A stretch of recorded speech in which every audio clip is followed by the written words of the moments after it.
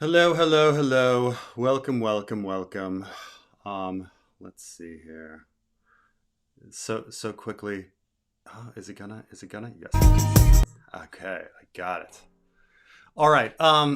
Welcome, welcome. It is a hot and humid day here in Taipei, Taiwan. Oh, and we are discussing some some ice and fire and whatever else we want. Um, so I guess I'd like to start off by talking about Varys, and someone pointed this out to me not long ago. Um, and the plot hole I'm referring to is Tywin Lannister. We leave a Storm of Swords, and Tywin Lannister has been murdered, and he's got a bolt in his belly, probably a crossbow on the floor. I forget if Tyrion took the crossbow with him or not, but nonetheless, bolt in his belly. No one knows what's going on, and we pick up with Cersei in Cersei 1, and Cersei is trying to figure out what happened, and she doesn't know who murdered her father, and she's going through all of the candidates, and she's kind of thinking, well, it can't be Tyrion because Tyrion's in his cell. And then she gets to Varys because she realizes Varys has not arrived. And she's like, well, Varys probably figured that eventually Tywin was going to have him executed. And he was on Robert's small council. He knows the ins and outs of the Red Keep. Really, the, Varys is probably the one that killed her father. And then she finds, which is an actually pretty logical conclusion. Um, they they and then she finds out that Tyrion has been sprung from his cell, and she immediately just assumes that Tyrion killed her father. Um, which okay, based on her dreams, like and the fact that Cersei's insane, like we can jump to that conclusion. Like she jumps to the correct conclusion, but keep in mind that she doesn't know any of this, right? She doesn't know um the she doesn't know that Tyrion actually did it. No one knows that Tyrion actually did it. Tyrion has killed the only two witnesses in the room and has fled. So it's completely reasonable to assume that Varys killed Tywin and then just kidnapped Tyrion, or that Rugen the jailer killed Tywin and kidnapped Tyrion. There's actually nothing linking Tyrion to the actual murder, and yet we the readers know that Tyrion actually killed Tywin. And then every single character in story, once they find out that Tyrion was sprung from his jail cell, um, goes on to thinking that Tyrion did it.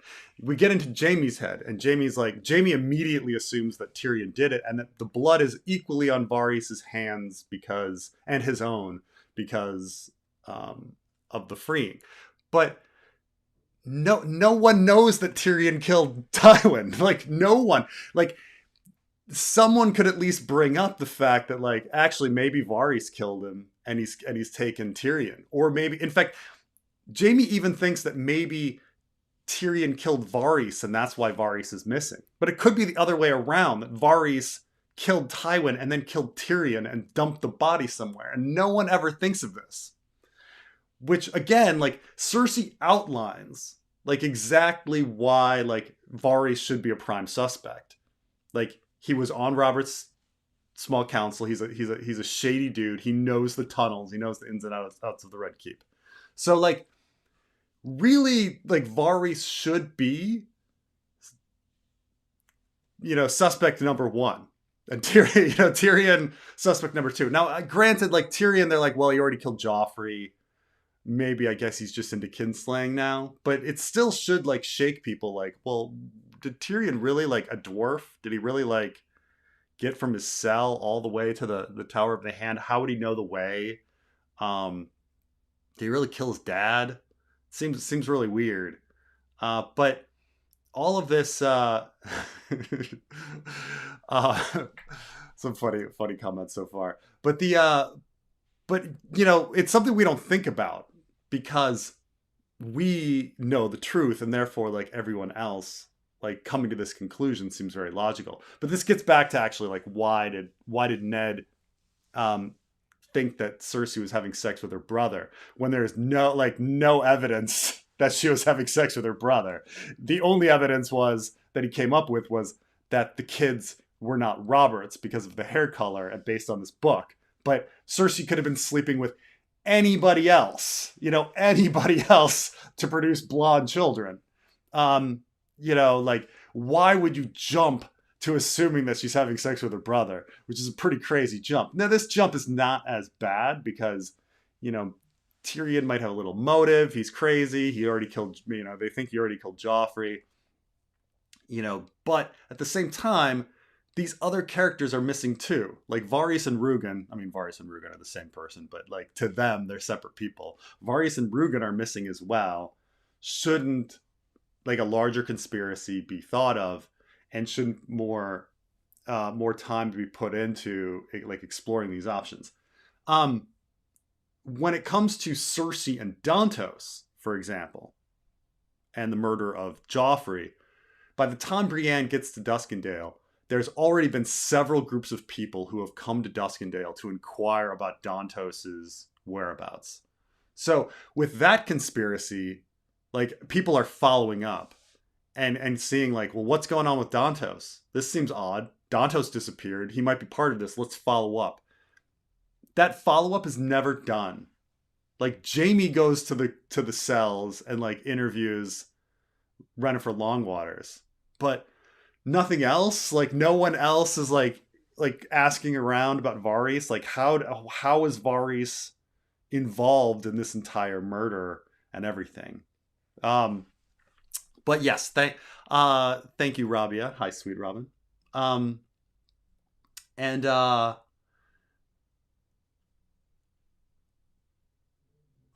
wanna get back. Let's see. So, it must have been Yennefer Longwaters who killed Tywin.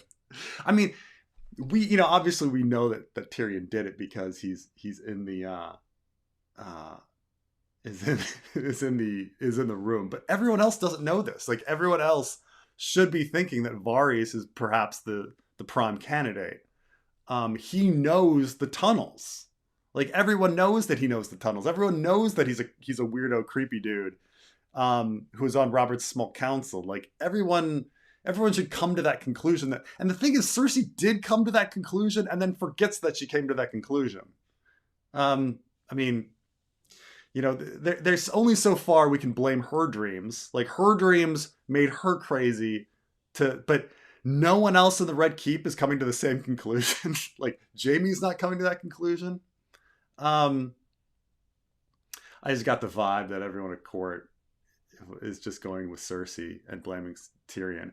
I mean, that's what we have to kind of accept, but it doesn't really. I mean, granted, we're only in Cersei and Jaime and eventually Kevin's head, so like maybe if we actually spent more time with people's, like there would actually be more gossip on like, well, actually, I think Varys did it. Oh, Varys is probably the guy, and there should actually be like, how like a bunch of dead dwarf heads are coming into King's Landing. There should be a bunch of like bald Varys heads coming into King's Landing too. With all of this. Yeah, do you think so because of the Taisha conversation? I mean, I guess that, I mean, you could make an argument for Jaime, but that's not like his mind doesn't go there. Like he should. I mean, I think that would be a logical thing, that he's like deducing it and then comes to Tyrion the conclusion that it's Tyrion. But the fact that they just kind of all default, well, I guess Tyrion did it because we the readers know Tyrion did it. So like, why would anyone else? Um, um, let's see. I've been thinking about the Vale Lords that wanted to back Robb. I think they genuinely like the Starks and hate the Lannisters. Yes, they have personal ambition and honor in equal parts, morally gray. Um, this certainly like when you have like Ned and Robert were fostered in the Vale, and so whoever is there around them might have some connections to that. But the problem is that we don't hear about who is actually there and fostered with them. I mean, we don't hear, for example, let's say take another fostering like Theon. Like we don't hear about anybody like besides Robb having real affinity for Theon and being like, well, I was fostered there too, and I used to hang out with Theon, and like, um, I feel I'm really betrayed by Theon's actions or things like that. Like it's all completely possible that Ned and Robert made a whole bunch of Vale connections while they were there, but at the same time, George discounts all of that. Like Kat talks about how all the North is weird and her husband is all weird and Northern, and still after all of these years he's a Northerner and stuff like that. But it's like he spent like his formative years in the South, his formative years in the Vale, like among Faith of the Seven kind of stuff, and it kind of makes sense why he's like more tolerant of her and like builds a sept for the first time in Winterfell. But she acts like that was nothing, like his time in the Vale. Like George kind of forgets, like puts on and off the like Ned's Vale life. And so it's like, is there any evidence that like we just don't know enough about how these lords were raised? Like no Vale Lord has ever said like, oh, I knew Ned once and I really liked him. And so like, yeah, they all wanted to go to war, but or a bunch of them did. But the question is like, why? Like, we don't really know the motive. Like, did they want, was it ambition? Like they just wanted to take lands and war is the place to get honor, and you have a bunch of second sons like looking for stuff, looking for action? Or did they really like believe in Robb's cause, which um which was just vengeance, right? Robb's cause was vengeance. So I don't know. It's I'd have to go back and find any specific thing about it. But what we also know about the Vale Lords is that they're all trying to marry Lysa, and so they're all acting ambitious. So it's like I'd like to see where this supposed honor comes from. I mean, people talk about honor, honor, honor, honor. Like, when are they acting honorable? Like, when do we see Vale Lords acting honorable? To make me think that they wanted to do something for pure motive versus like them being ambitious. Because I only see them being ambitious so far. It's certainly possible. It's but it'd be something that like happens off screen.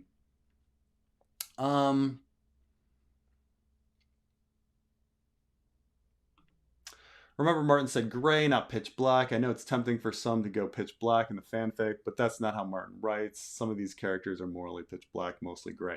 Yeah, they're all gray. I mean, I don't think there's anything particularly like evil or dark about personal ambition. Personal ambition is a natural thing. We're all um, uh, motivated by what benefits us. We think that if we had the power, we would do good in this world, and things like that. More, personal ambition is kind of already a gray thing.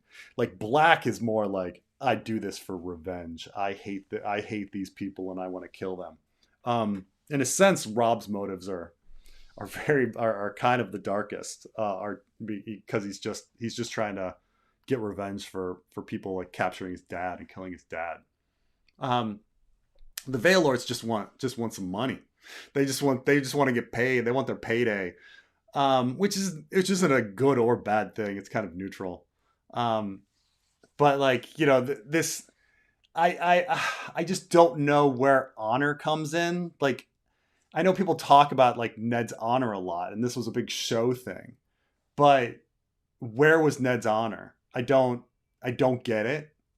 Like we like the entire thing is like, even when Littlefinger is talking to Ned and he says, what you need to do, the smart move is to marry your families together, and forget this whole thing.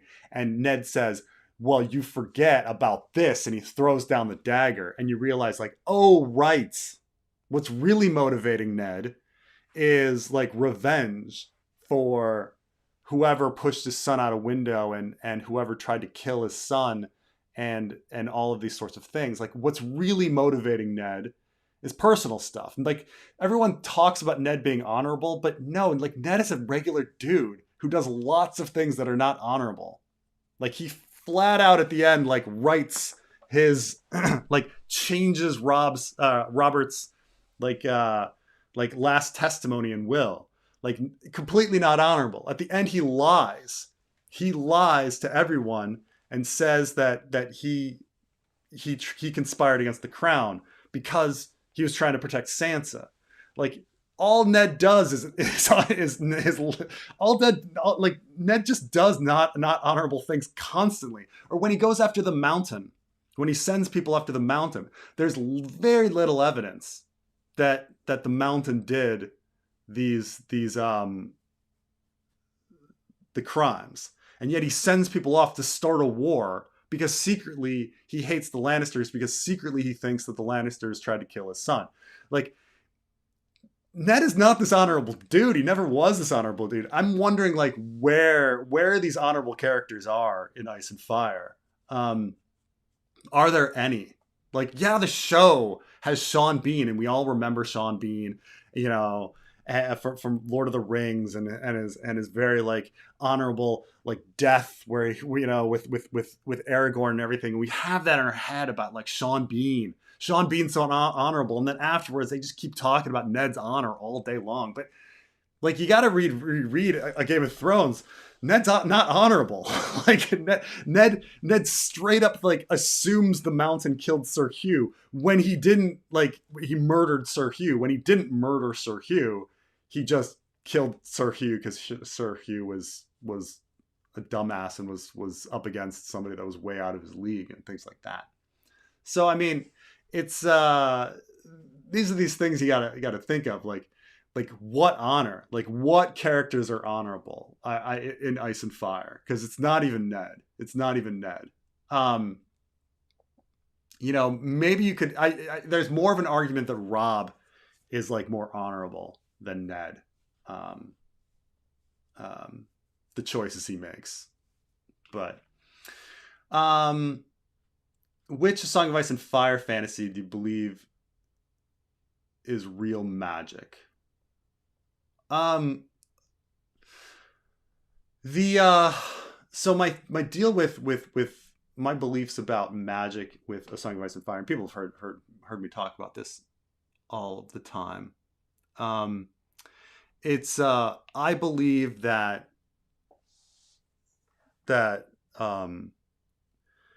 George R. Martin has a rule system in place that is similar to science fiction, and I believe that there is telepathy and telekinesis going on in this story. But I am very reluctant to believe that any other sort of magic is going on besides telekinesis and telepathy.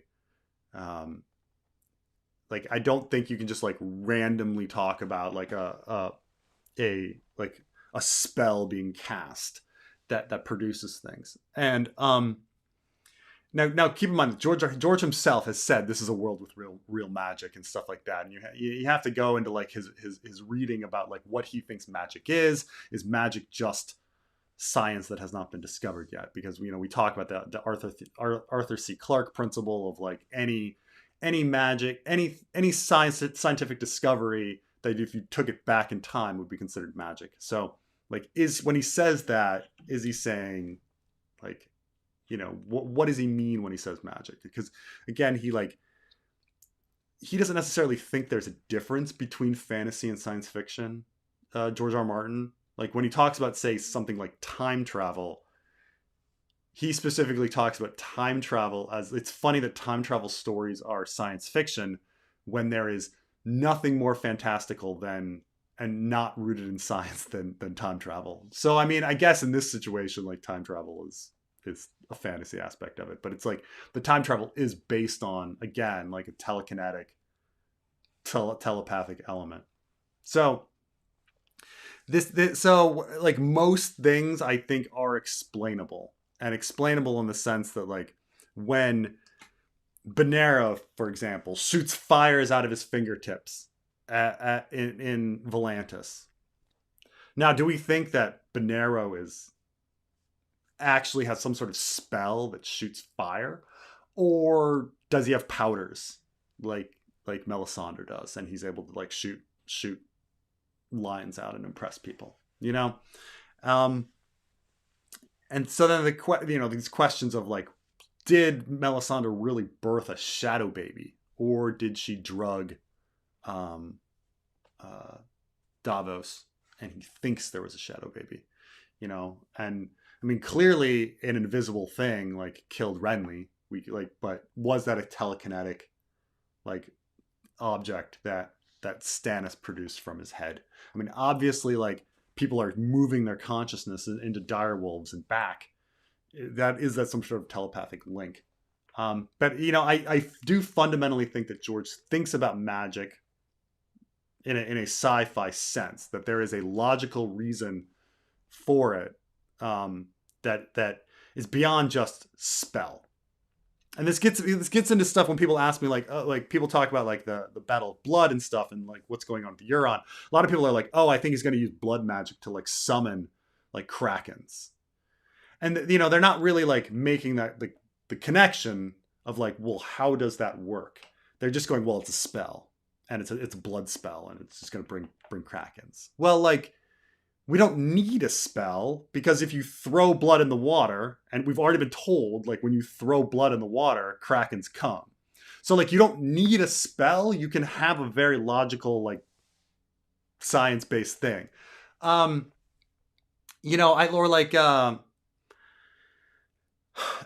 talks about, I know that he believes that, like, there was a second moon, and, like, it kind of broke apart, and a meteorite fell on the arm to break apart Westeros and Essos. And it's like, well, we don't need that, because like in our world, we had an arm that connected Asia to America, and the glaciers like melted, and sea levels rose, and it broke the arm. Like, we don't need the magic. So like I think the first thing when you read something that's fantastical in Ice and Fire is go, okay, is there even a need for anything anything fantastical here? Or does an actual like science, like regular thing that happened in our world, like explain it? Obviously, like Aeron is not really bringing people back to life on beaches. He's just giving them mouth-to-mouth resuscitation. And I think most people accept that there's no magic there. He's just giving mouth-to-mouth resuscitation. But once you kind of like look at that like farce there and say, well, he believes it's magic and everybody else believes it's magic, but it's not magic. Like, how far can you put that on everything else? When Dany saw a guy climb up a fire ladder in Karth, did he really, like, do we have another explanation for that? Because, I see street performers all the time doing like crazy stuff that looks magical, and this is a street performer. Like, did he just like have some wires that he cut, covered in wildfire, and then like, or whatever, WD-40, it doesn't matter, and climb up, and the wires kind of disappeared? Like, do we really need magic to explain that?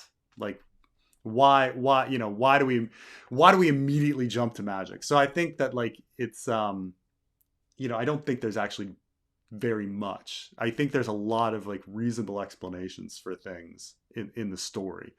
The ones that are hardest to explain are things like the exploding eagle, the shadow babies, the shadow baby situations. But I think that maybe Tyrion's like time warp, but Tyrion's time warp could also be like, yeah, there was a second bridge. There was a second bridge, and they thought there was only going to be one bridge, and there's a second bridge. Oh, okay. You kind of ask yourself, like, what if this happened in the real world? What would be your first thing? But you're reading a fantasy book, so everyone like goes to magic so easily. Like, if this happened in the real world, like, what would you think? Like, if it happened if you were on a boat and you were like, oh my gosh, we passed this bridge, and then you saw another bridge, would you like your first assumption in the real world would be like, oh, I made a mistake. I thought there was I thought there was one bridge, but there was actually two bridges, and that was just a mistake on my part. That was really dumb of me. But instead, like, we immediately go, oh, it was magic. It was portal. It was a time skip, or there's flows in the river, or somebody thought there was one bridge and there was really two. Like that. Like, there's such a logical reason once you break it in the real world. Now, exploding eagle of fire in the sky, I'd be like, that's weird. I think it has to do with something to do with like crossing the barrier of the wall while being telekinetically connected or something. That's a tougher one. Obviously, Invisible Man cutting open somebody's throat, that's a tougher one to explain. So you gotta go and think about those. But for the most part, there's not much magic. There's not, like, Miri Mazdur. Like, did she do jack? Like, people are like, oh, there's dancing shadows. Like, what was there? Like, how can she create that with, like, does she just have a fire and some smoke and it made it look like that? Was there really anything magical? When Dany walked into the fire, like, yeah, she's fireproof. How did she pull that off?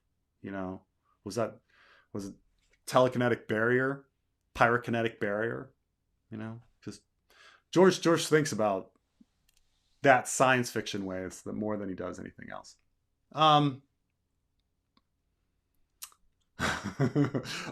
Preston, it's actually considered incredibly offensive to say the phrase "kind of forgot" in Ice and Fire.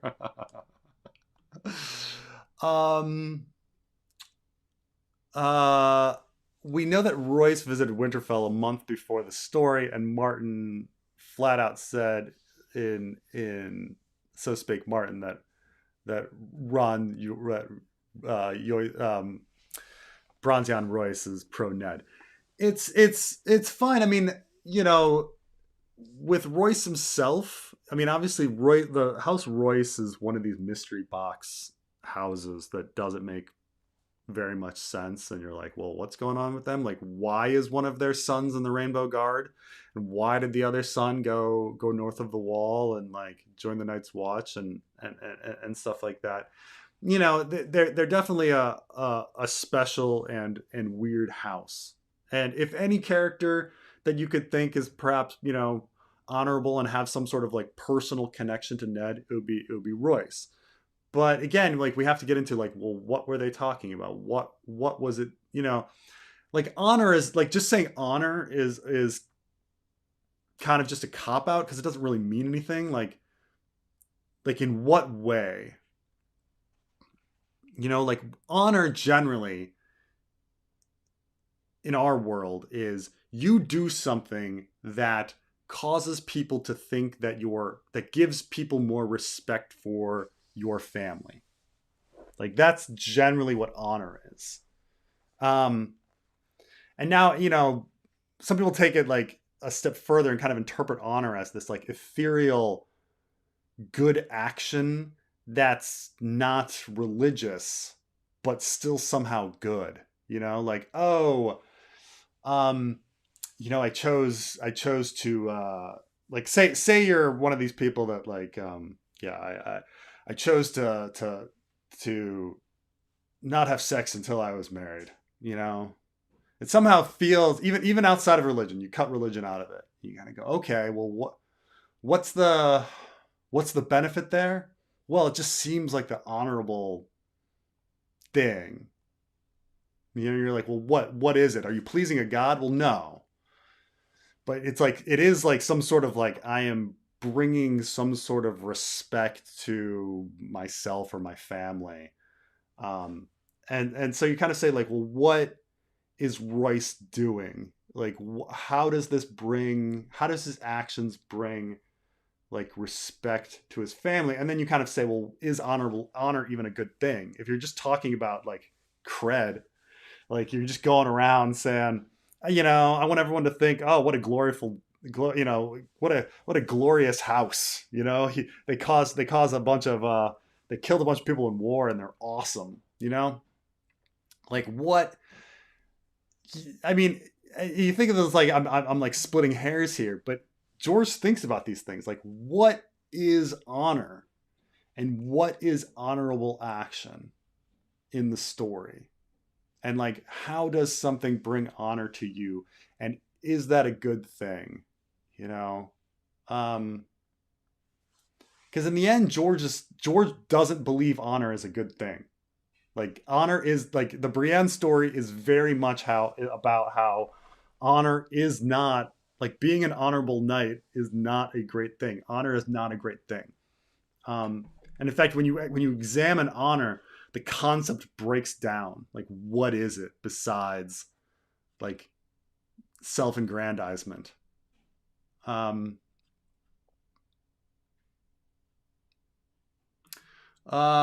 the quote from Martin. Do some of them want to join Robb? Certainly, most notably Bronzion Royce.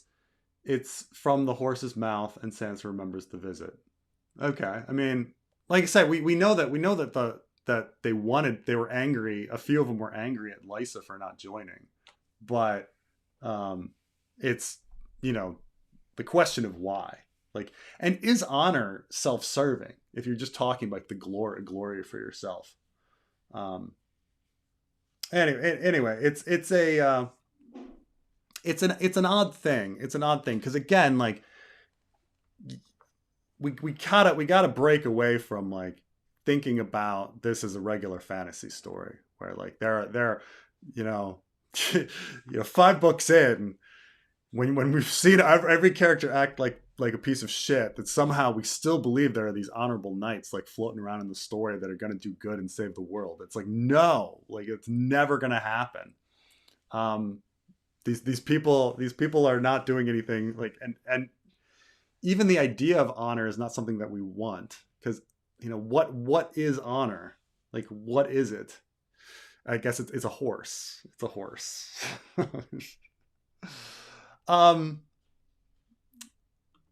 Do you think it would have been better if we never saw Tyrion again after the end of A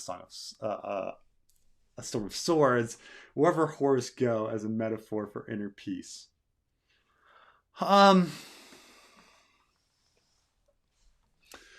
Man, this is a deep question, because obviously I've spent like a lot of time on Tyrion the past few weeks, and I've thought about Tyrion a lot in the past few weeks, probably more than I've ever done before. It's I mean, Tyrion is supposed to be this sort of like dark character that pulls out like a dark side of ourselves that we can kind of see ourselves in, like the angry, bitter part of ourselves that's like, oh, we're never given a fair shot and the whole world's against us, kind of like those days, And there's a bit of that in Theon, but Theon is completely unjustified because Theon was like a handsome dude who was really talented, and like everybody loved him, and he got to have consensual sex with women. It was but there is something just like and like even with Jon, like Jon has a little bit of it, but you're like, come on, dude. Like, Jon, you're awesome. Like you're this awesome like warrior who knows how to give head without any practice at all. And it's so Tyrion is supposed to be this like dark, vicious side, kind of the character that thinks what we think and says what we thinks what we want to think and says what we want to say, and like is able to be like the house character. Like, he's so smart that just he puts everybody in his place and he owns them and stuff like that. Like he's a very dark side of all of us, and so I think Tyrion is a great character. He is. I think the fun, like, I would love Tyrion to be around, and I just, I do think that there was just way too much focus on him, and I think A Dance with Dragons was largely influenced by Game of Thrones, the show, and Peter Dinklage, where, you know, when the show was created, like, George R. R. Martin had one person in mind, for the whole show, and that was Peter Dinklage. Like, nobody, like, everybody else was like, they could recast, but he absolutely had to have Peter Dinklage, and because he really was thinking that Tyrion is the heart of the show and the heart and the main character of the story. Um, Jon and Dany, yes, are big characters, but Tyrion is it, right? And and so I think, like, when we got to A Dance with Dragons, Tyrion had to be more clever, and he had to be the star. He had to have all of this time spent on him that wasn't necessary because there wasn't much for him to do. Like, some people say, oh, he did a lot of stuff in A Dance with Dragons. You know, he tricked Aegon to go west. He fought a stone man. He nearly was killed by an assassin. He was in a big storm. He was kidnapped by slavers. He was almost killed in a fighting pit. There, you know, he escapes from slavers and joins a sellsword army. Like, a lot happens to him, you know. But a lot of time, there was a lot of chapters that had all that happen. Like, it could have been a lot fewer. Like, we think of all that happened to Asha in 3 chapters, you know, or how much happened to Quentin in 4 chapters, or how much happened to Victarion in 3 chapters. It's actually 2 chapters. Victarion only has 2 chapters in that. So it's so I don't know if I'd really think that, like, Tyrion needed to die or anything like that, or disappear. Like, I think he's an important part of the story, but man, like, just too much time was focused on him. It was just a little too much. So, I mean, I think had they cut it down, like, I think of A Dance with Dragons, if he were given, instead of 12 chapters, 7 chapters, that would have been great, you know, to do the exact same stuff. You know, you combine chapters 1 through 3, come down to one thing. You have the Shy Maid be 1 chapter, maybe 2. You have his trip from Volantis over be 1 chapter instead of 2 or 3, and, you know, and stuff like that. I think just would have been better. But I think there's more. I've been thinking about where I want Tyrion to go and stuff like that, and I think there's some. I think there's salvation for him. There's salvation for him. There's a lot of interesting things. And when we get to, like, I'm gonna have the fanfic have the Battle of Fire wrapped up in a Tyrion chapter.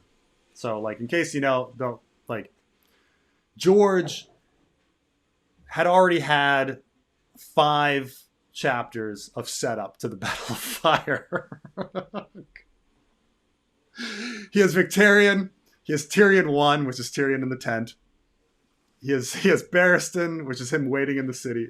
Actually, reverse that. I'm sorry. He has Victarion on the ship. He has Barristan waiting to go out the gates. He has Tyrion in the tent. He has Barristan coming out of the gates and attacking the herons. He has Tyrion, like, putting his armor on, freaking out.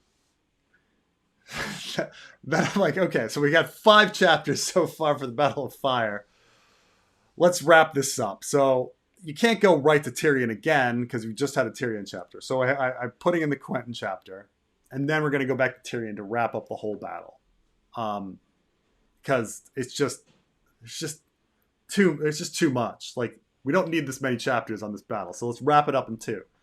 An important Quentin on the inside, Tyrion on the outside, and that's it. And I think I've got a very, very cool idea on how everything wraps up together that perhaps was George's plan. I mean, it has to do with the hostages, but like basically it's clusterfuck. clusterfuck of saving hostages.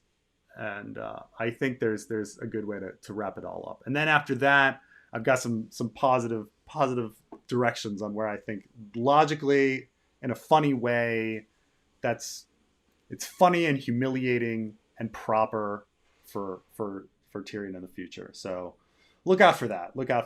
But I do think, I think you kind of, Tyrion is just, it's too important to George, it's too important to the tone of the story to have like a chip on the shoulder, vulgar dude in there making cracking wise. But it just they tried to be a little too Peter Dinklage, because they needed he made Tyrion an even more of the star than he needed to be. Crusader King mod when I don't know, like again, my computer isn't really that compatible with Crusader King 3. Also, people said that there's a lot of like downtime in between setup, and that it's not as entertaining as one would think. But I don't know. When Carmine's waiting for like all of the kinks to be out of Crusader King 3, and then he'll let me know how good it is and if it would work. But it's stuff we've talked about and thought about. Wouldn't Jon Con recognize Lemore as Ashara? If that was actually the case, Ashara danced with him, right? Yeah, but he doesn't think about Lemore.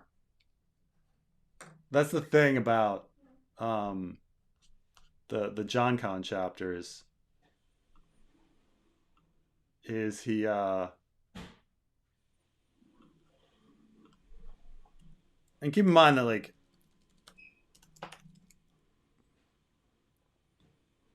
he says like Lady Lemore appears in the Lost Lord, but he'd grown fond of Lady Lemore.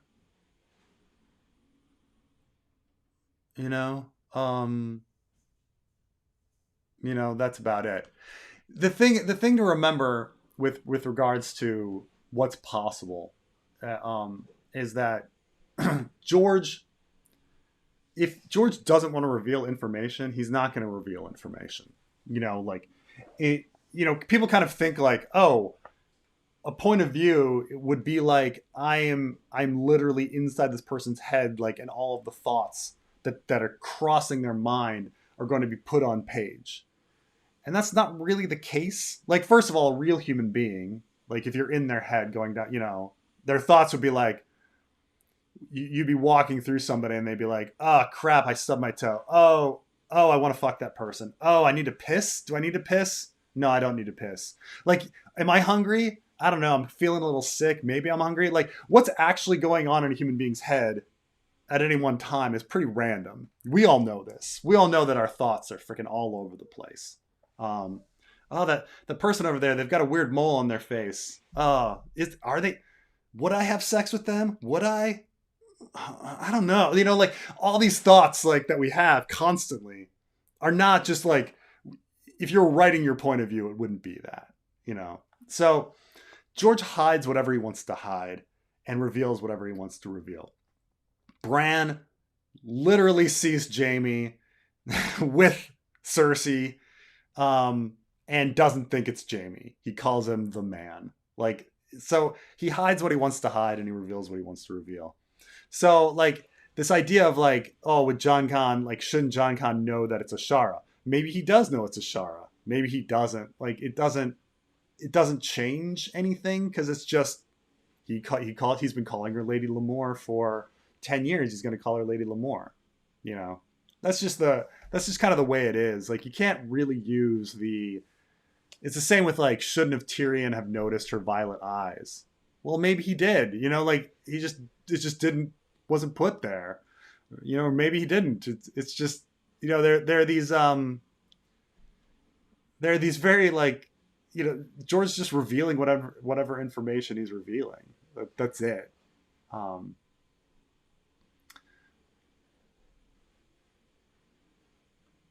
Hi, Preston. Followed you for years now. Brienne Gender and the Squishers is still the GOAT of A Song of Ice and Fire fan content. Cheers and good night. Thank you, Camel Archer.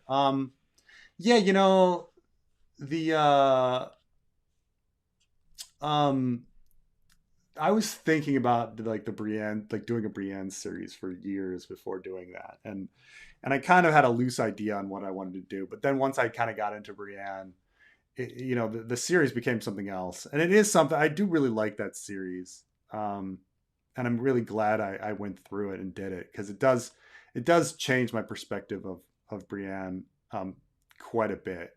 Like going through Brienne slowly really makes me like the story. I realize like how it's George really like acing it. Like like he actually has like a full theme on like what the characters are doing and everything means something.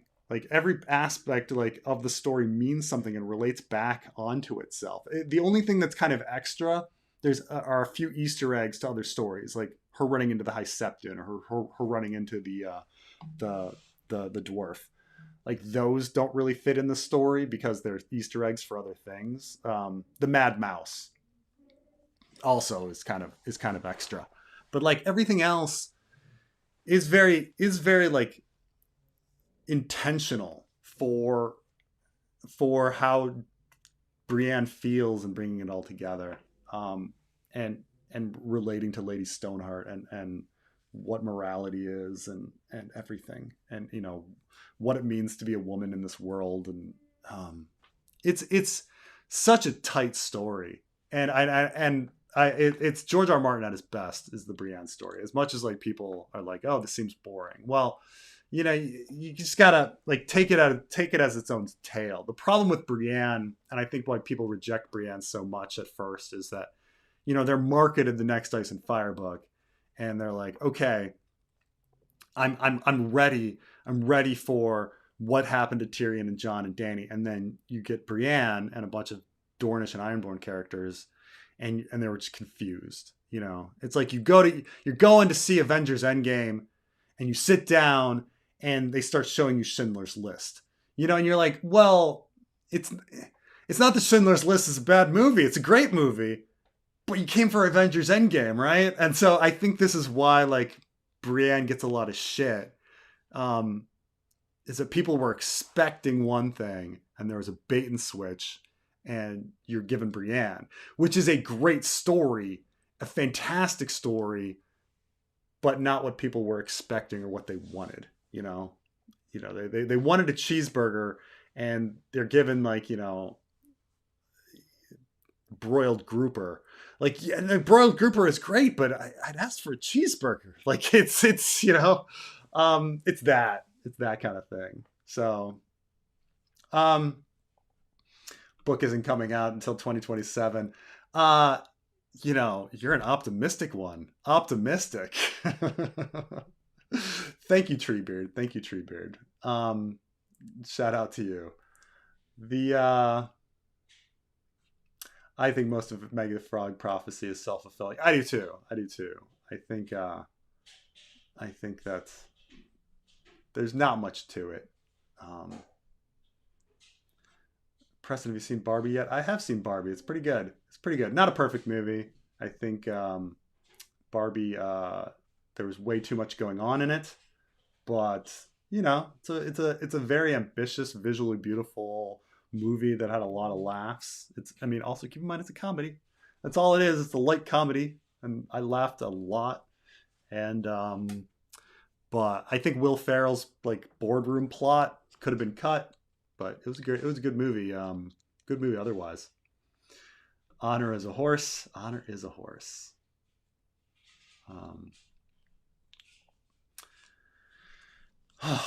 Honor is also integrity. Honor is currency. Honor is genetic. Honor. Don't hire an execution. Don't hire an executioner and doing it yourself.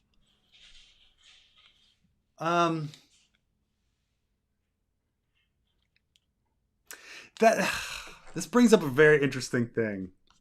That the fucking like the weird bullshit of that, because I get it. Like Ned sleeps better thinking that Ned sleeps better because like he's the one doing the execution, right? but it's kind of a bunch of bullshit because like Ned shouldn't have executed him. Like Ned shouldn't have executed Garrett. Like he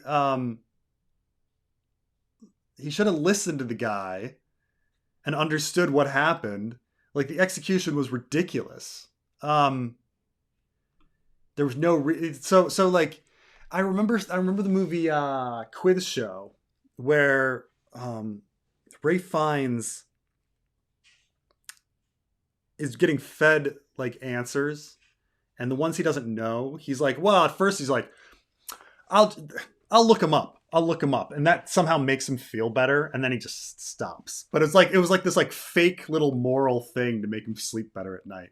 Like, why does it really matter that Ned is like doing the execution himself? Does that make an unjust execution better that he's doing it himself? Like, I understand that there's something like, you know, like, oh, if I subject myself to the grisliness of it, then I'm somehow a better person. Like, I understand how much it is. Like, people talk about this a lot with like war. Like, oh, is it better? Shouldn't people have to face the man they're killing versus like pressing a button? And I was like, does that make it better? Does that make it better? Like, you just end up with like hardened people that are willing to kill pretty easily. While the person that presses the button that doesn't get to see the face, like he might actually abstractly like think about things differently. I understand like the default position is like, oh, the person in the room is going to be more willing to press the button. But I don't know if that's actually true in the real world. Like, you know, the people that we send to kill people face to face are pretty good and adept at it. So, and they're pretty hardened. So like, yeah, like I think like, I don't know. Like, I think Ned's whole like, oh, you should do the execution yourself thing. It's just a bunch of, I personally think it's just a load of shit to make him sleep better at night. He shouldn't have done, there shouldn't have been the execution. He was stupid. He should have sat the guy down, listened to everything he said, understood everything, then been like, would you like to go back to Castle Black?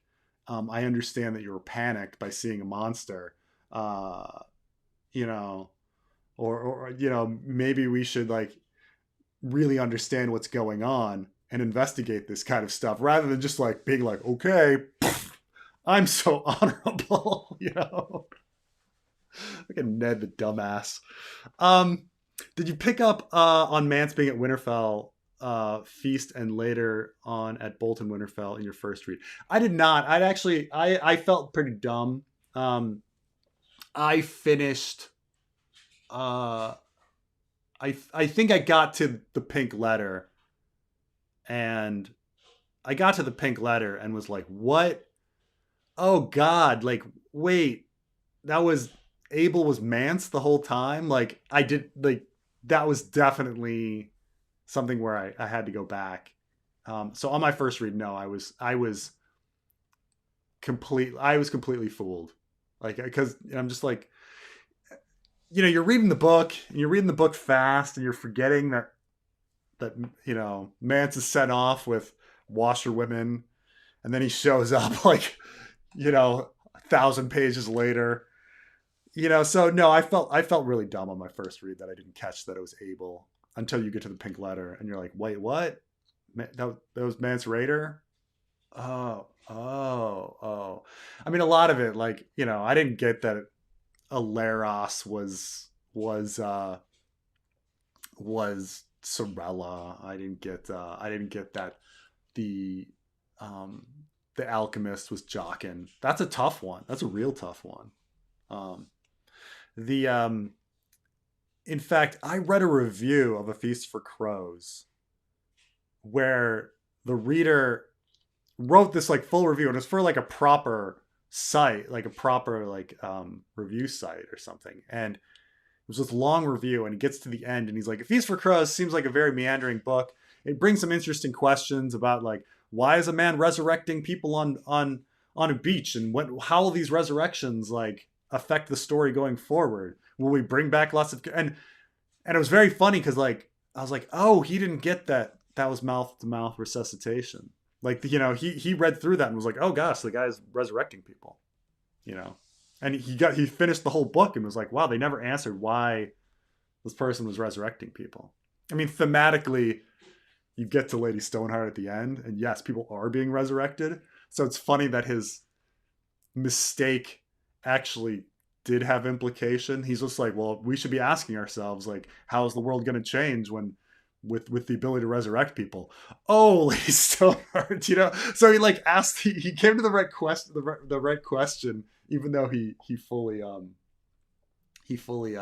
missed that was mouth to mouth resuscitation. Tyrion, cause or symptom? I think Tyrion is a symptom. Like I think there was something else going on where George felt that he needed to give this character more time. Like he had his plan. Like he had his plan that of like. Also, there's something else. So I was recently watching something about story pacing, and people are bored when a story doesn't seem to go anywhere.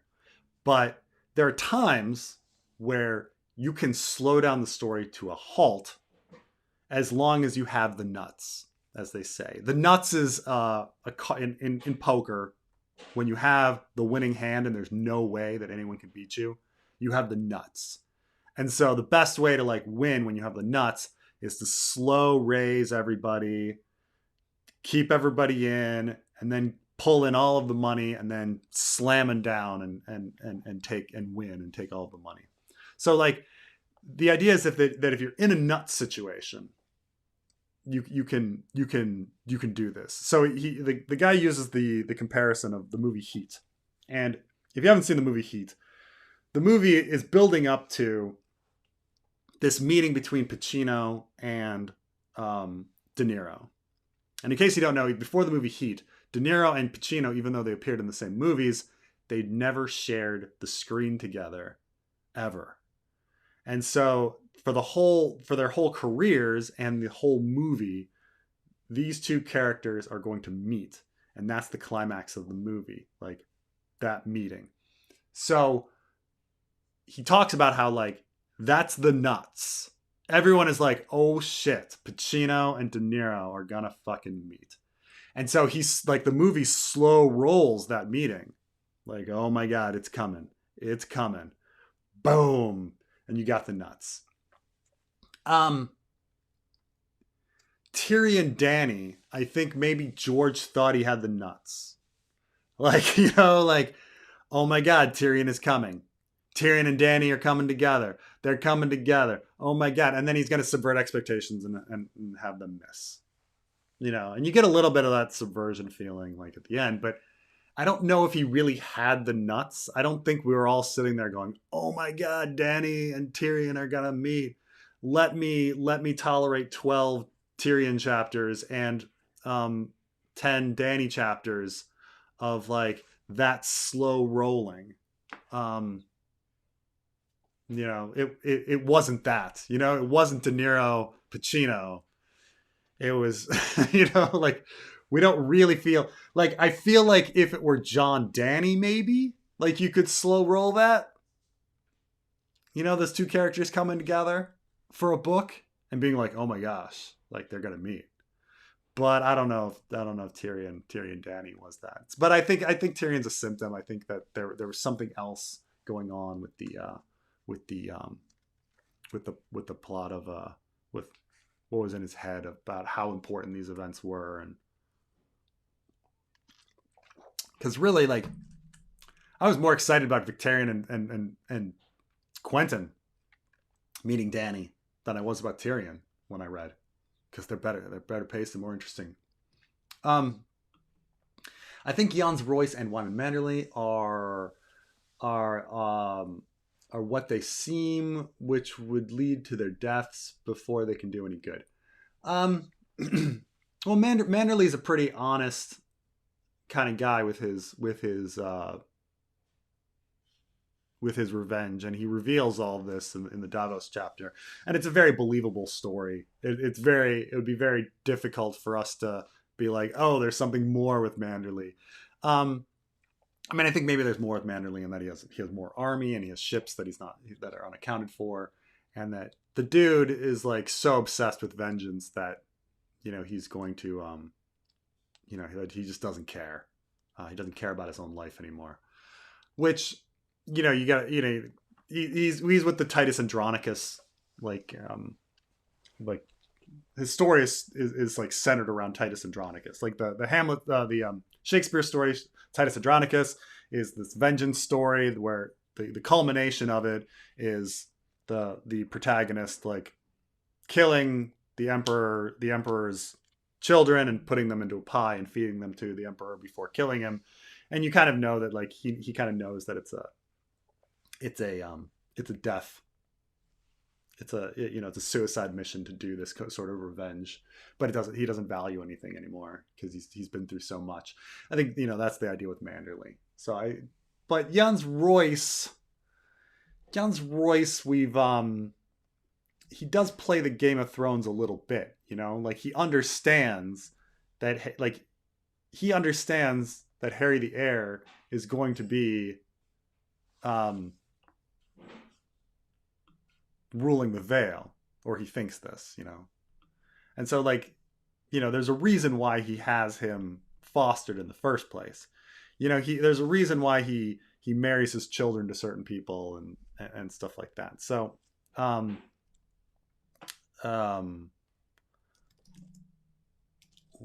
see here. House Royce. Getting the name of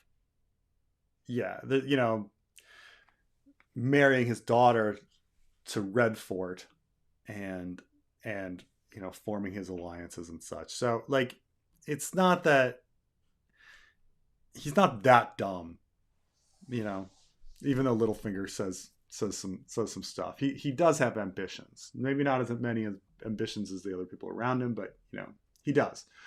But I just don't know like what the pure good motive of helping Robb would be. Because like, what did the Lannisters ever do to the Royces? Was he upset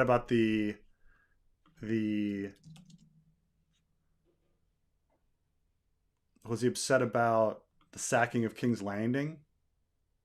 I'm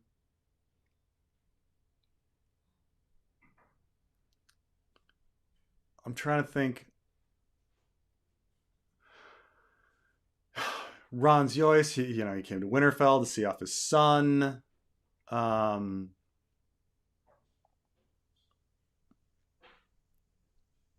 to get to like the quote about when Royce wanted to, what they were saying about Royce wanting to join the war.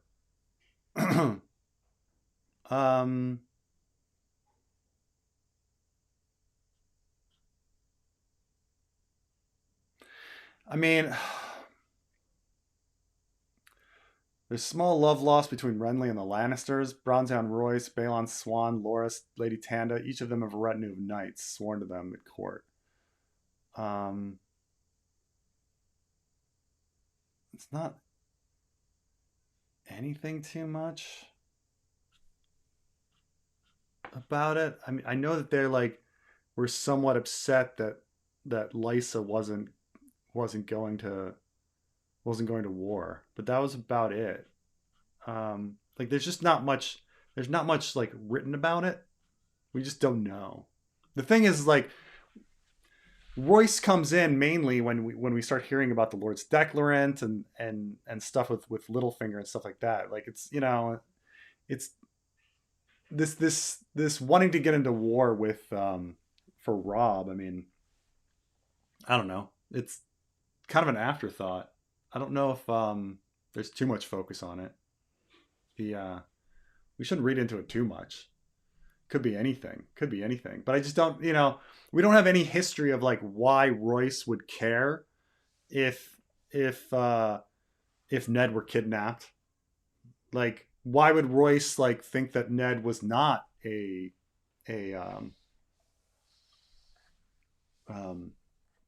trying to lead a coup? Because Ned was trying to lead a coup.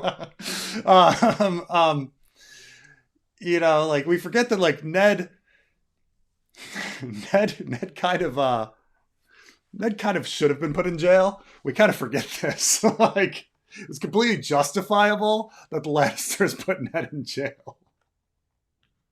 He really did try to have a coup. Um, so, like, this, like, I understand that, like, Ned's the protagonist, so we're on his side, but, like, really, like, think about it from, like, a bystander perspective. Like, why is Ned the honorable one? Because I knew him and he seems like an honorable guy in the past, and therefore I'm not going to believe that, like, he was part of a coup that he was part of, and that I should fight on his son's behalf to, like, in war against the Lannisters because Tywin sacked King's Landing 17 years ago. Like, it's all like, I don't know. Like, if I were a lord of Westeros and I'm just hearing everything secondhand, like, what would I think? I don't know. If the Winterfell weirwood is burned, the Greenseer's souls in it would be lost and wouldn't return to the Grayscale Stone Kings in the lower crypts.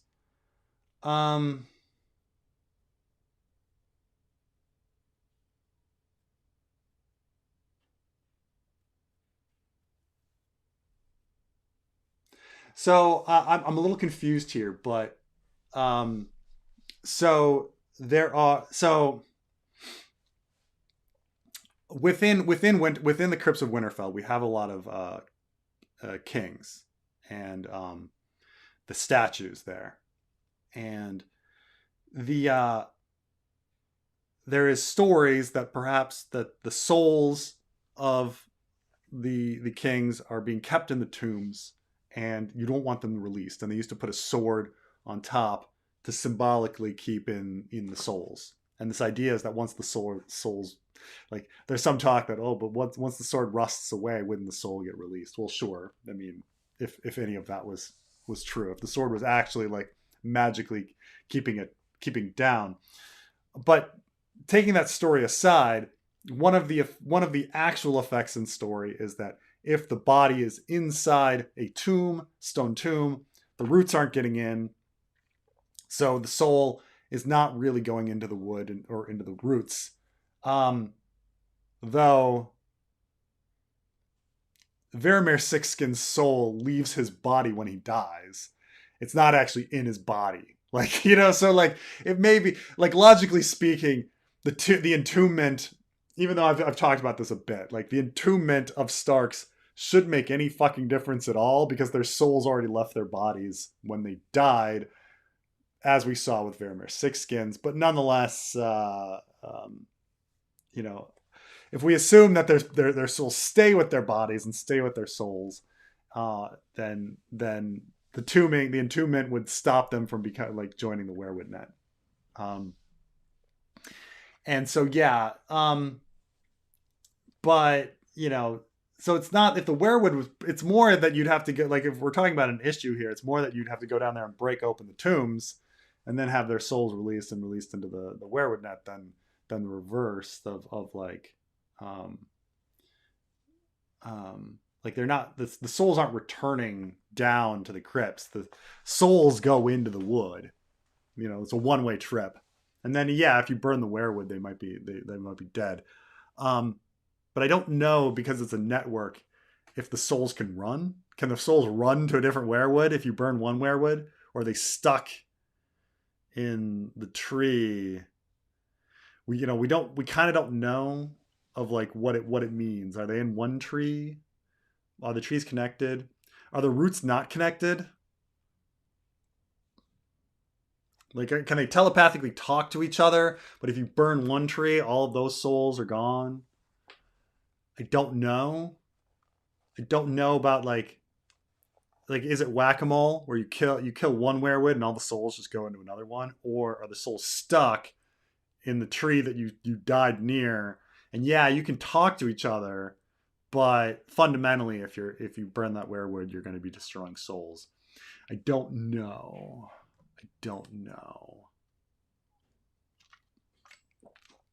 But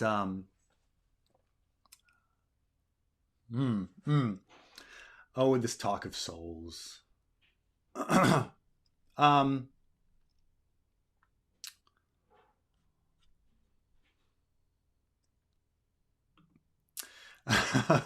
was the Harrenhal tourney about overthrowing Aerys or not?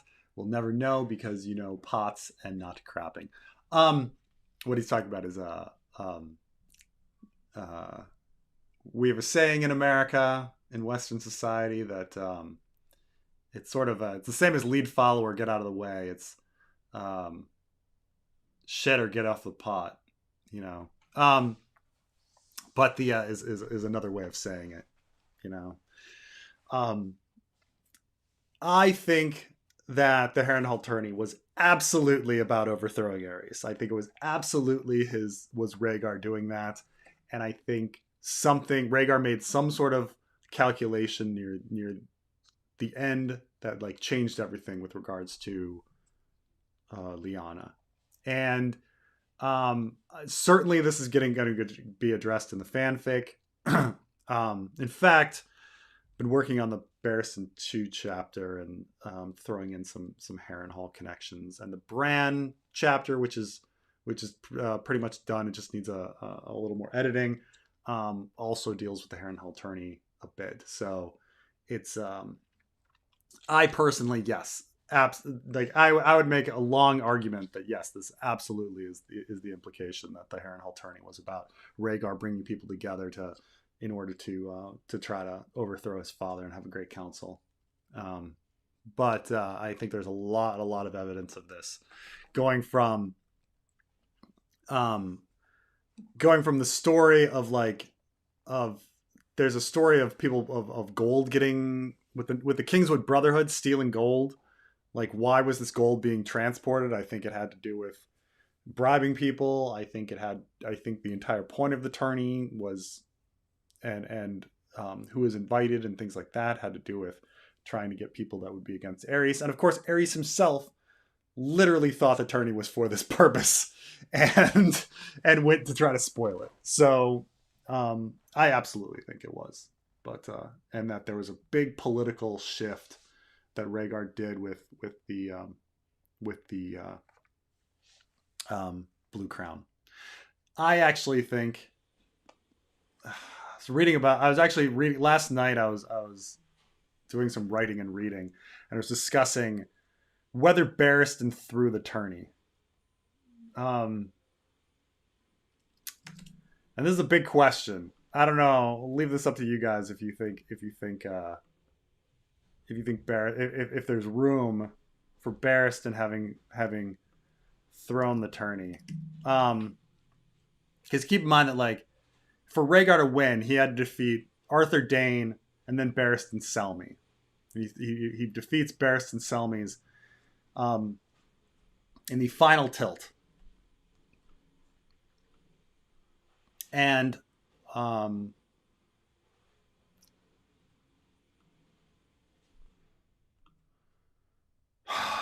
he says, but Ashara's daughter had been stillborn, and his fair lady had thrown herself from a tower soon after, mad with grief for the child she had lost, and perhaps for the man who had dishonored her at Harrenhal as well.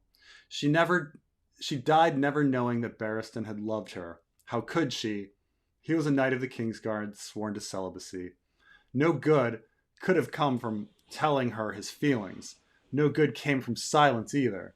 If I had unhorsed Rhaegar and crowned Ashara Queen of Love and Beauty, might she have looked to me instead of Stark? He would never know, but for all his failures, none haunted Barristan Selmy as much as that. Now, I'm talking about like the word failure. Does he? Because obviously you read it, and the first interpretation is Barristan's failure was his failure to defeat Rhaegar in the tourney. But say Rhaegar told Barristan to throw the tourney, and Barristan did as he was bid, and fell. Would he consider that a failure? Like, you know, because he's as a Kingsguard, he has to do what he's bid. So like that's not a failure, right? And he loved Rhaegar, and he thought Rhaegar was going to be a great leader. So I'm trying to think of like how one could interpret it as a failure. Like, did he receive another order from Aerys to defeat Rhaegar, and that this was, you know, and that he had two orders that were actually going against each other, and he chose Rhaegar's. You know, or is he, you know, is it simply just that he wanted to defeat Rhaegar but then didn't, and and was was not able to crown Ashara, or was his failure that he chose to follow Rhaegar when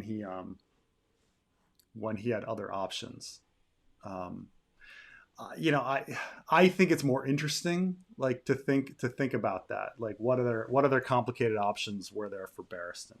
Um, but I'm you know, it just it doesn't, like, one, it just doesn't logically make sense to me that Rhaegar would defeat both Arthur Dayne and Barristan Selmy in a you know, it's just too much, you know. So it seems more logical that Barristan threw it, but then it gets into like why Barristan would throw it and why him throwing it is seen as a failure. But how long has Craster been sacrificing to the others, and how long has the Night's Watch known? Well, we can assume that Craster has been sacrificing to the other as long as the age of his eldest daughter wives. So we know that all of the, you know, so there are no boys, right? There are no boys around. So,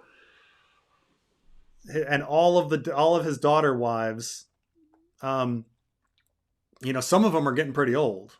Some of them, they even say like nearly as old as Craster, or is the description of them. So he's been sacrificing. Now the thing is, he still seems to be a somewhat healthy dude. So you don't think he could be older than, you know, he seems maybe in his 50s or 60s. Like, you know, still strong, still able to do work, but you know, he's got gray hair and stuff. So, and I think they call him, do they call him Old Craster? But so he's been it seems that he's been sacrificing to the others for at least a good 40 years, you know. Which I think is interesting. I'm trying to because I think I do a timeline in my Secrets of Craster's Keep video. But and what's interesting, let's see. Yeah, so the interesting thing is that Bloodraven disappears north of the Wall around the year 258.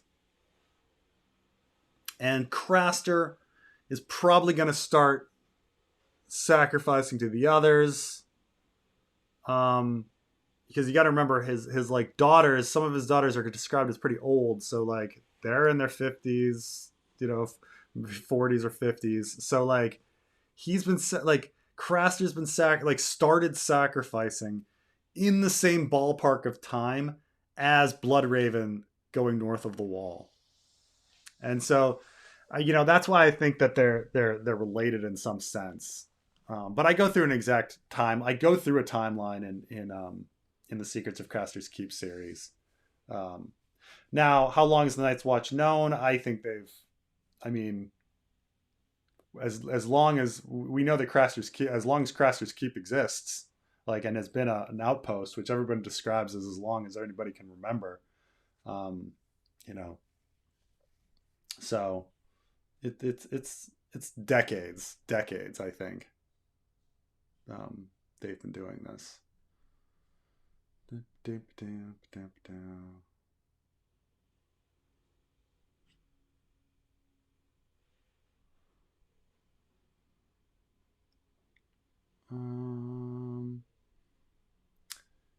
Let's see here.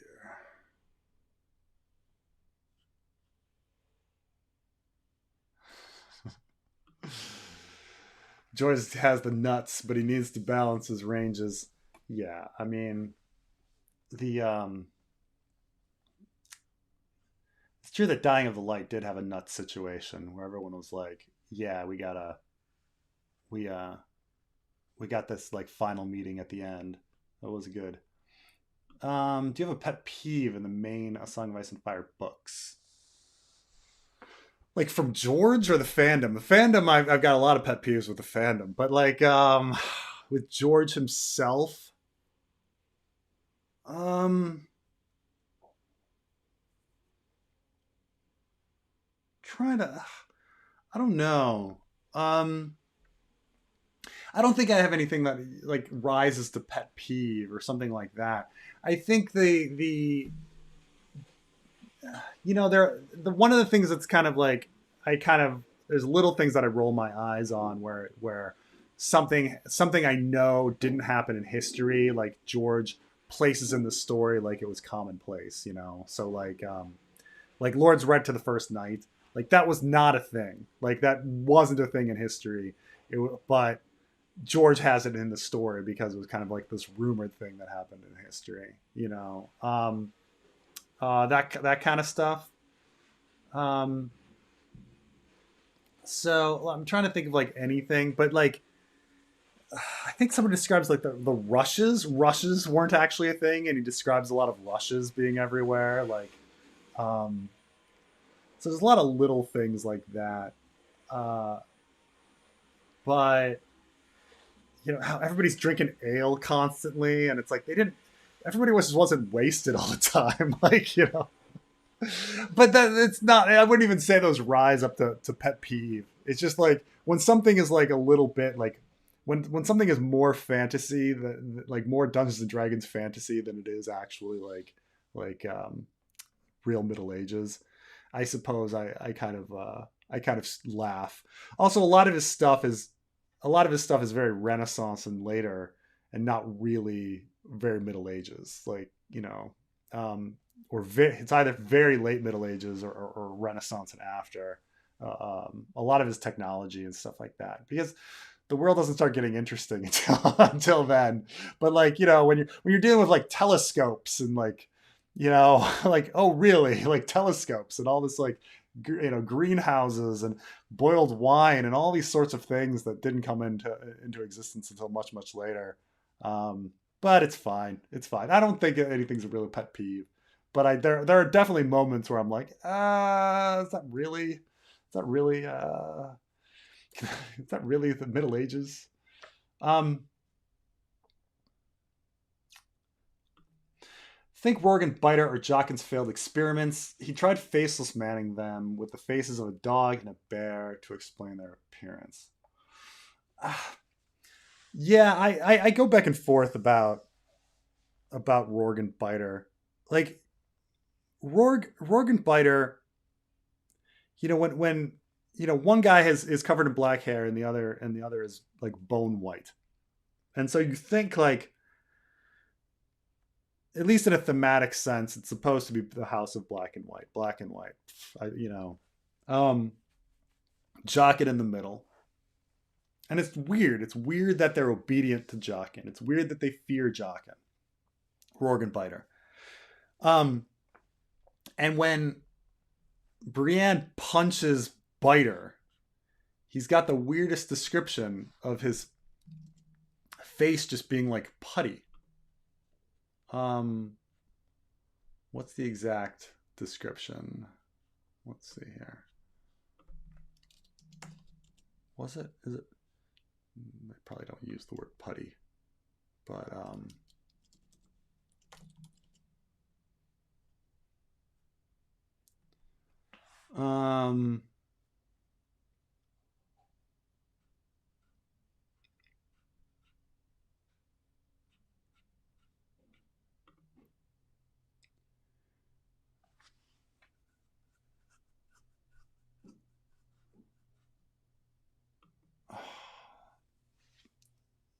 where does she like punch into his face? it's just like the weirdest. It's the weirdest moment. But I want to feel. I want to say like it makes the feeling like his face is artifice or like something fake on top of it, right? That that would explain like why it did this. Um, why she, her hand like sinks into his face when she like punches him. Now, unfortunately, the characters are dead, and we'll and certainly I don't know when they were like dealing with the bodies if they like ripped off his like Mission Impossible mask and they're like, what the hell is this? But um I want to almost say that they seem like they're faceless men. Like certainly Arya thinks that they're Jaqen's monsters. Like she thinks that there's something supernatural about them. But it's it's never really explained, like what how did they get in the black cells? Like why are these guys in the black cells? Like the black cells by itself, I don't really understand the black cells as a concept. Like the black cells make sense for Ned and Pycelle and other political prisoners, but this is a world where people are executed pretty readily and pretty quickly. So why would Rourke, Biter, and Jaqen be in the black cells? Um, like why would anyone, if they're horrible enough, if they commit a horrible enough crime, why would you put them in black cell? Like why wouldn't you just execute them? Um, what so that you can later give them to the Night's Watch. But like you look at them and you're just like these men would never be useful to the Night's Watch. They would arrive at the Wall and just cause massive trouble. Like what would you do? You're gonna make them a steward? You're gonna have like Biter like try to be a farmer? Like we're gonna make them rangers? Like there's nothing like send them off to the builders and just haul rocks all day. You'd need like 10 people to oversee them because they're such reckless like monsters. Um, I have no idea how even like they snuck into Armory Lorch's service. Like none of it makes sense to me. Um, and so I don't know. You just want to say like they're somehow using their faceless men abilities to like adapt or something, because it just seems so weird. They shouldn't be in the black cells. Like just they would have just had them killed. Um, so I don't know, but again, I don't know if George like thought of this. Some people are like, "Oh, give us a backstory on Rogan Biter." It's like, "Oh, they're in fighting pits in King's Landing, and that's why he had the filed teeth." Like, okay, and the filed teeth are like later, like appear, and you're like, okay, they were. Why would you put him in fight? Why would you put him in the black cells? Just kill him. Send him to the Wall immediately. I don't know. Mm. Um, Garrett didn't see the others. Will did. Um, we don't know what Garrett saw, right?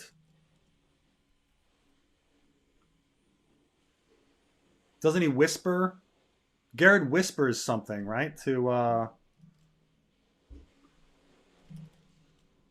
let me see here. Oh, I'm sorry. Again, they swapped Will and Garrett in the show and book, so I always get him confused. But but yeah, it's Garrett is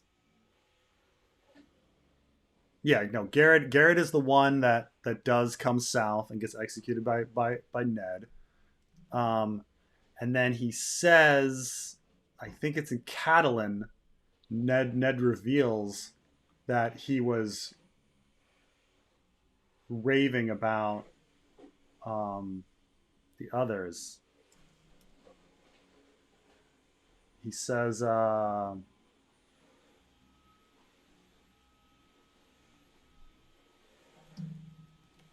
but no, he does. Garrett definitely sees the others. He says something.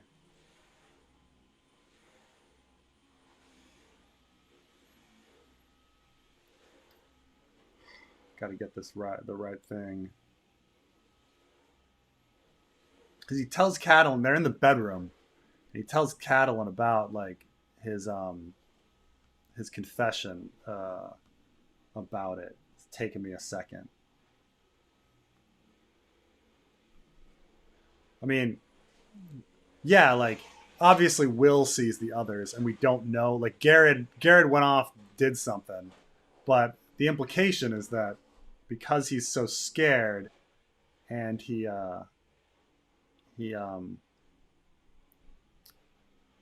he's with uh, he says something. Let me find the exact thing here. Not Eddard.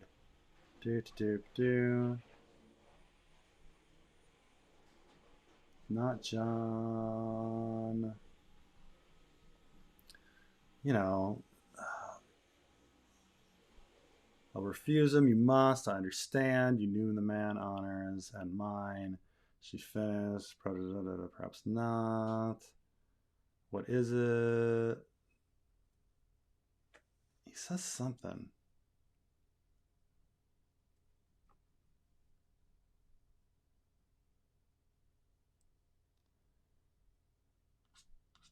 Does it happen in the... fuck. I'm gonna have to find this later. But I'm almost certain he mentioned something about Garrett raving about something or being mad.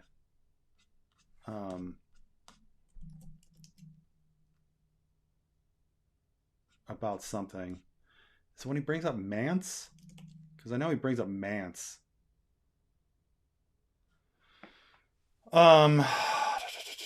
Oh, here we go.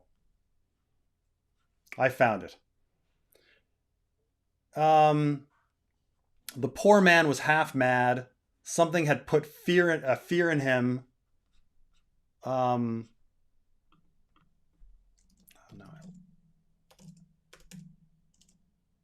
So deeply that my words could not reach him, he sighed. So Garrett did see, like the implication is that Garrett did see the others, even though they were in Will's head. You know, Garrett went off for a second, right? Did something. So Will is up the tree. Waymar is fighting the others. Garrett is off somewhere. But the implication is that wherever Garrett was, he saw the others and then bolted. And, or a white. I mean, one of the two. And then he's half mad because he's so scared that he gets south, and then he's executed. But yeah. Ooh. At what point should someone be when they first read A Song of Ice and Fire? Ooh, 16, 15, 13, 14, 15, 16, it's fine. Yeah, I mean, I guess. I don't know. It's like, do I think there's going to be something that like screws them up? I mean, I saw some pretty. I don't think there's anything like, you know, by the time you're like 13 or 14, you've already been exposed to like sex and violence everywhere else. So it doesn't really matter. I mean, kids these days, they all have phones and they're all, you know, seeing this stuff anyway. Ice and Fire, written in a book. It's going to be, I don't think it's going to be different from anything else that people are seeing these days. I do wonder about, now that an entire generation is getting exposed to pornography at a fairly young age, I do wonder if that's going to like change sex, because you get the complete wrong idea of how sex functions by looking at pornography. Like, if people are just gonna be like off, you know, like, what are you doing? Oh, this is like how I thought you did it. No. Never heard your foreign policy takes. Will the U.S.-China relations over Taiwan amount to war? Answer how you can. Don't get in trouble with your job. It's funny because like when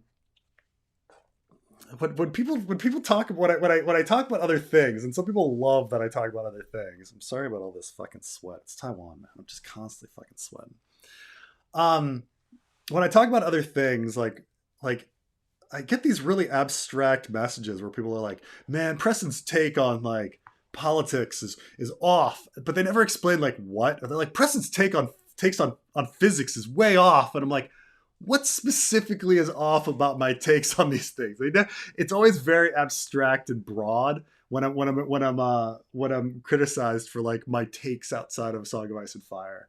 Like it's always, I'm always like, well, what specifically did I say? I said that it's really wrong to like extrapolate something out to a Google years. Like that's not unreasonable. I don't understand how that's a bad take. Like you shouldn't extrapolate too much. And that and that really fundamentally, like a lot of sciences and a lot of like politics and a lot of beliefs are based on some pretty flawed assumptions, and that you should like focus on these flawed assumptions and ask like about them, because people hide these flawed assumptions a lot and pretend to be smart and stuff like that. But with foreign policy, this is the same thing. Like people, foreign policy and a lot of things in life, it has a lot to do with, like, as they say, like gish gallop. Gish gallop is when you like toss knowledge on somebody at such a speed about a bunch of things that your audience probably doesn't know, that either you're overwhelming the audience and being like, well, this person knows more than me, so I'm just going to shut up. Or there's so many things wrong that they can't like address each point individually, so they just kind of shut down. So like foreign policy is kind of similar. Like foreign policy is very complicated, and there's a lot of different things about foreign policy. So like when people will throw out aspects about US-China relations, and they'll toss things out that like most people don't know very much about, and they'll say, oh, but these are going to be big issues. They'll say like, oh god, those building bases in the South China Sea. And like, well, that's a long, complicated issue, and it would take a long time to explain like why it doesn't amount to very much. But like, but it is, or U.S. U.S. China like trade imbalances and our trade situations and stuff like that, and like explaining that and why it doesn't really amount to very much. Like there's a lot to there is a lot with foreign policy where people will talk about something that's very complicated, and you can talk about it in a way to make somebody panic if you don't know too much about an issue in a very Gish Gallop sense. So like US and China and the relations over Taiwan, it's been very consistent since 1979. Like, yeah, there's things to worry about. There always is. But like not much has changed since 1979. It's been very, very flat. Like there has not been a major change in the US's position, and there's not been a major change in China's position. And there's these little incremental things here and there, like, oh, what specific weapons is the US like selling, and what specific exercises is China doing, and things like that. But it doesn't really like change the situation. Like the status quo with Taiwan is pretty stable. The US has their position, the China has their position, and it exists that way, and it's not likely to change anytime soon. So like you kind of say like, well, what would one party have to do for there to be war? Well, the US would have to like change their policy, or China would have to suddenly want to invade or something like that. And none of those, none of those things are very likely. It's like I say, like for my entire life, it's been one way, and I don't see it changing very much. I can't think of much. I mean, people worry about these little incremental things, but it would take a lot. It would take something kind of a very desperate situation for Xi Jinping to suddenly like want to go to war, the US to suddenly want to go to war. Maybe, even with somebody as like nuts as Trump in office, like nothing, like even he and his people didn't want to rattle this hive, So I don't think anything's going to amount to war. I don't. I think, but many people have different beliefs than me, but it's just, I think you don't have to worry about U.S. and China going to war. At least in your lifetime, unless something big changes. If George really revealed to Dan and Dave that Bran would be king, wouldn't there have been more character development for them? Bait and switch. I mean, the actor that played Bran,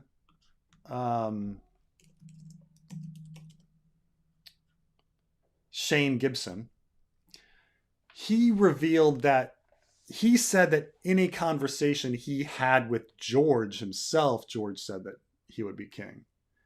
And then Dan and Dave like made it happen in the show. So, now a lot of people are like, well, maybe it could be different in some way. Bran could be king by proxy or something like that, or something like that. But we do have like Shane Gibson's story, and then what Dan and Dave did. So it's kind of a double thing. I'm sorry. Why did I call his name? His name's Isaac White. I don't know why I said Shane Gibson, because he plays somebody named Shane Gibson in The Wild Wolf. Isaac Hempstead Wright. I don't know why I said Shane Gibson. I'm so sorry. I'm sure I had like 5 corrections there. Isaac Hempstead Wright. I want to say...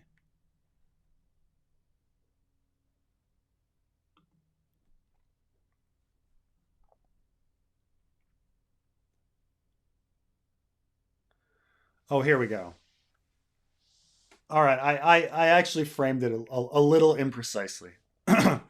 But he said, David and Dan told me there were 2 things George R. R. Martin had planned for Bran. And that was the Hodor revelation and that he would be king. So that's pretty special to be directly involved in something that is part of George's vision. It was a really nice way to wrap it up. So, it's a little bit, I guess that's one more thing of hearsay. So unless Dan and Dave would have to be lying about what George told them to then tell Bran, to then tell Isaac Wright. So that's kind of the situation there. But yeah, should there have been more character development? Oh yeah, well yeah, of course. There should have been more character development for everybody, but character development kind of dropped off in the end for everybody, with the exception of, I would say, I always like to throw Dan and David bone. The Missandei Grey Worm character development was pretty well developed and done well in the late seasons. But did anybody else get very good character development later on? I don't know if I could kind of really think of anybody. What will be the effect of grayscale in the story? So I think generally speaking, at least fans had in their head that one of the visions from the House of the Undying, which is a big stone beast like breathing fire on people, would be a grayscale epidemic of some sort. And this is like a fan headcanon. So John Kahn, like, having grayscale, it just seems like this is going to spread and lots of people are going to die, and it's going to be one more clusterfuck among many other things that are happening to Westeros. You've got others and fighting amongst oneself and winter and grayscale and starvation and famine, and it's just like so many things at once, right? That are just killing people. But then someone pointed out to me that like there's just not enough time. Like, honest to God, there is at most 1.5 more years of story. Right? 1.5 more years. I mean, things really slowed down. Keep in mind that, like, A Storm of Swords. So, a Game of Thrones was 1 year. If you don't take the prologue, but Game of Thrones is about 1 year. Clash of Kings is about 6 months. A Storm of Swords is about 4 months. And then A Feast for Crows, A Dance with Dragons is about 6 or 7 months. You know? So you're like, okay, Winds of Winter. Well, I can tell you that, like, just like advancing all of the storylines like an inch is only like 2 months tops. Like, and that's like a third of the book. Like, there, I just don't see, unless there's like a big time jump. I don't even see Winds of Winter taking place over the course of more than 3 or 4 or 5 months. Like, there's just not that much time. And then you could, you know, maybe go after that. Like even it seems like there might be a year left in time. To be generous and say 1.5 years and 2 years is one thing. So someone said to me, like, there's no way Grayscale could spread to everybody and like be a problem. Like, people might have, like, a few people in King's Landing or something might be like beginning to show symptoms. But like all descriptions of Grayscale, it takes years. It takes years to kill people off. So somebody else said, well, maybe it'll like mutate into the Great Plague, and that'll be different. So I do think that the like, just timing wise, like, okay, maybe it can affect like King's Landing people, but it would be like limited to King's Landing. Now, somebody gave me an idea, like, okay, maybe the Ravens could spread Grayscale because it like gets on ticks or something, and like ticks could get on the Ravens, and so it could spread to more places at once, or something like that. But it's just one of these. It's a major problem, like gardening wise, because you threw this in there, this like big epidemic that was gonna like hit people, but there's just not enough time for it to spread. So I think the only thing that's feasible is that like John Con brings it to King's Landing, and King's Landing breaks out. In maybe a mutation, it mutates into Grey Plague, and it starts mutating or something. That's the like. There's a lot of things that you got to do to get it right. But is a Melisandre chapter on the horizon? It is. It is. Probably before many. So in my mind, where I am. So Bran needs to be put out. Then Barristan 2, Man in the Pyramid, that's Quentin, Tyrion 3, you know, and then after that, I've been putting a lot of thought into Cersei, so it might be Cersei. And then, but if we move to the north, I think Melisandre would get hit before Davos, Asha, and Theon. Only because I don't know, I have more ideas on what they're doing. Asha, Theon, you know, I might be able to do an Asha battle chapter. But I haven't put much thought into like how, like what Davos has been doing. Some people have sent me some like chapters on Davos and Asha and stuff, and different ideas, but I'm not so certain. I have to look back.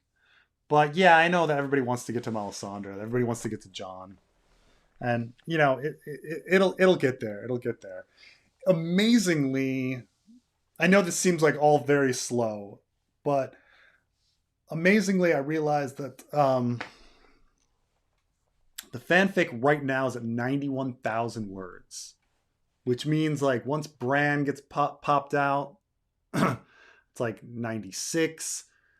Barristan and then you pop on the Tyrion sample chapter, and so that's another 7. So right there, like that's 1/4 of the book. And so then Man in the Pyramid, and then Tyrion 3, and then it's rapidly approaching uh, we're approaching a quarter. We're on the cusp of a quarter, and then I'm trying to think like how much 1/3. Yeah, 138,000. Once you do a Cersei chapter and like a Mel chapter and stuff like that, Jamie and Brienne, you're at like the third point of the book. Like it's amazing to me actually, like looking at it being like, oh my gosh, actually we're pretty far along. We're pretty far along. But we're at the quarter point. We're near the quarter point of the book.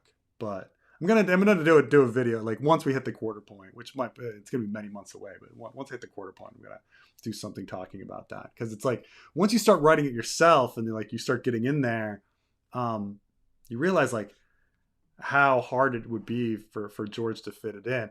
I think what was it?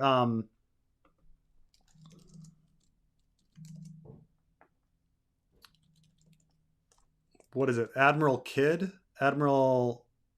Kurt. I'm sorry. Admiral Kurt has a pretty famous video of like how can the winds of winter fit into the winds of winter, and he brings up a very fundamental problem. Um, like there's just too much story to fit it in all in. Um, Stannis sent letters. I think Royce got and thought Ned knows. I saw them. They not Roberts. Yeah, I mean everybody got the messages that they were that the kids might be bastards. The thing is that like and this gets into like Ned himself and like honor. So like Ned looks at the succession and immediately thinks that Stannis should be king. What's very funny is that no one else like does that. No one, like Robb doesn't do that. Like none of the Vale Lords like are like, well, there's the succession. And no one comes to the same conclusion as Ned. Like no one cares. No, like everybody gives zero fucks. And it may just be because like it's hearsay of court. Like they'd be like, how can we believe this? We know that Littlefinger has the disinformation campaign put out that Shireen is a bastard by Selyse and Jingle Bell, not Jingle Bell, Patchface. Which, by the way, wouldn't it be kind of like, isn't it totally like, it's such a George thing that like in the next book you find out that Selyse is fucking Patchface. Like that would be such a George thing to have that in there. That like actually like she was fucking Patchface the entire time, like but so I mean Royce could have gotten these letters, but like he doesn't do anything that would like push him towards like Stannis, which is what like Ned wanted, right? He instead like wants to support Robb, which has nothing to do with succession and bastardy and stuff like that. Like no one sits there and is like, oh, Joffrey's a bastard, I'm going to support Robb. Like that doesn't the logic doesn't hold there. The logic should be Joffrey's a bastard, I'm going to support Stannis. No one does that. Like Stannis essentially has his bannermen, his narrow sea bannermen, and everybody else follows Renly because no one cares. Like no one cares about the succession, or like if Joffrey's a bastard. It's almost a kind of funny thing that the entire plot of a Game of Thrones, like, oh my gosh, Joffrey's a bastard, and then it comes out and no one gives a fuck. Like no one gives a fuck at all. But it's well and done. But like I said, I just don't see how it leads to like Royce and everybody like supporting Robb's claim or like being cozy with the North. I understand that like people want to believe that like Jon Snow and the North and the Starks have these like hidden allies in different places. But I don't know. Like it doesn't seem to be anything seeded there yet. There was one of the first theories that was out there was the original Grand Northern Conspiracy Theory, which not to be confused with all the other Grand Northern Conspiracy Theories or my video northern conspiracies or anything like that, which are much more nuanced. But the original Grand Northern Conspiracy Theory is hilarious because it's like everybody is secretly supporting Jon, including the Brotherhood Without Banners and all of the Riverlanders and Lady Stoneheart. And like everybody in the whole, like everybody and their brother is secretly supporting Jon, even though the text like has the Riverlanders complaining about wolves constantly. That everybody's secretly in it for Jon, like out of nowhere, and it's kind of funny. But so I mean, I just don't know like what secret motives like the Royces could have. Like it just, they seem to be focused on the Vale and ruling the Vale and getting control of the Vale through Harry the Heir, rather than things outside, And if they are, I think it would be related to their relationships with like who's married into House Frey. Do you think Rhaegar could have overthrown Aerys just with Tywin as hand? Feels like they don't need the other houses to do it. No one liked Aerys.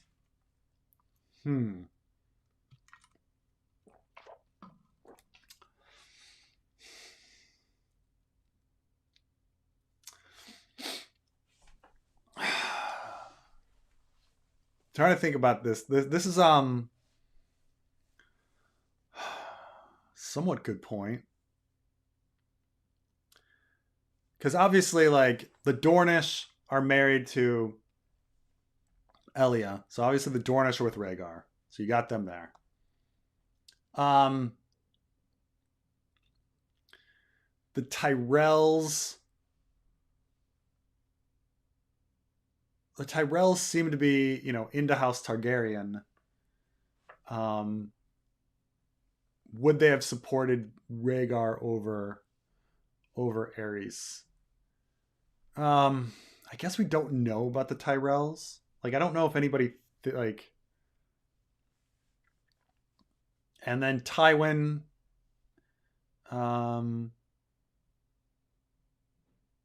Did we have the Lannisters there? I'm trying to think like. I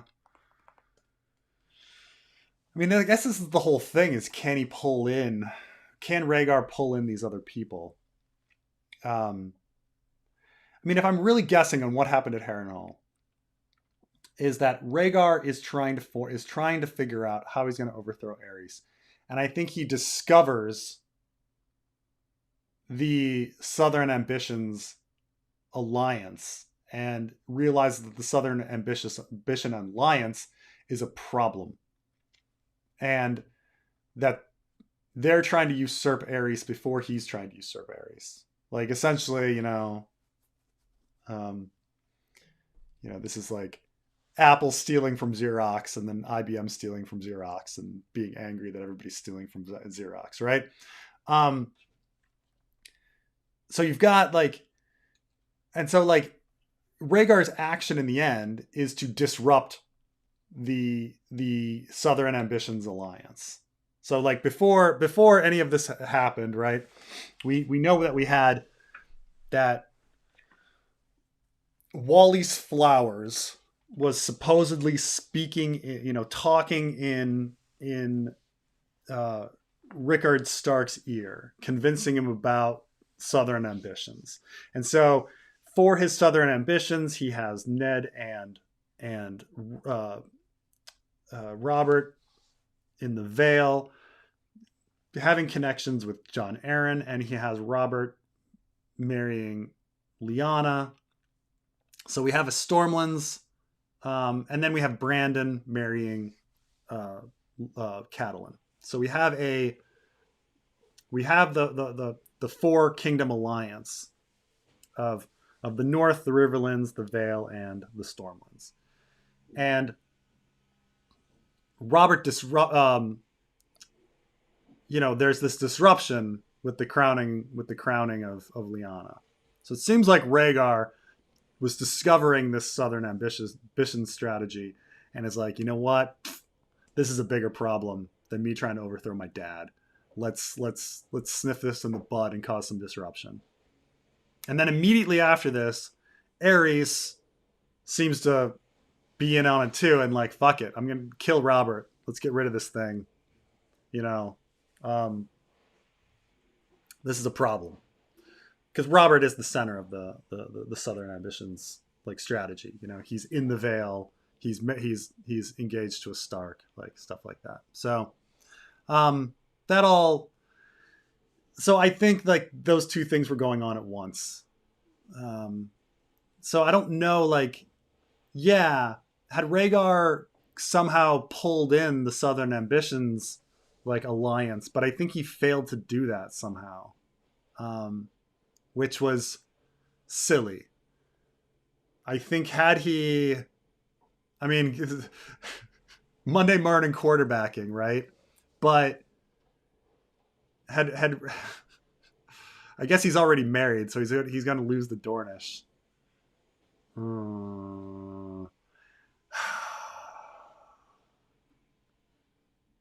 I don't know what he could have done. He should have gone to his brother Viserys and then had Viserys marry Lysa and then break up the southern pull the Riverlands out.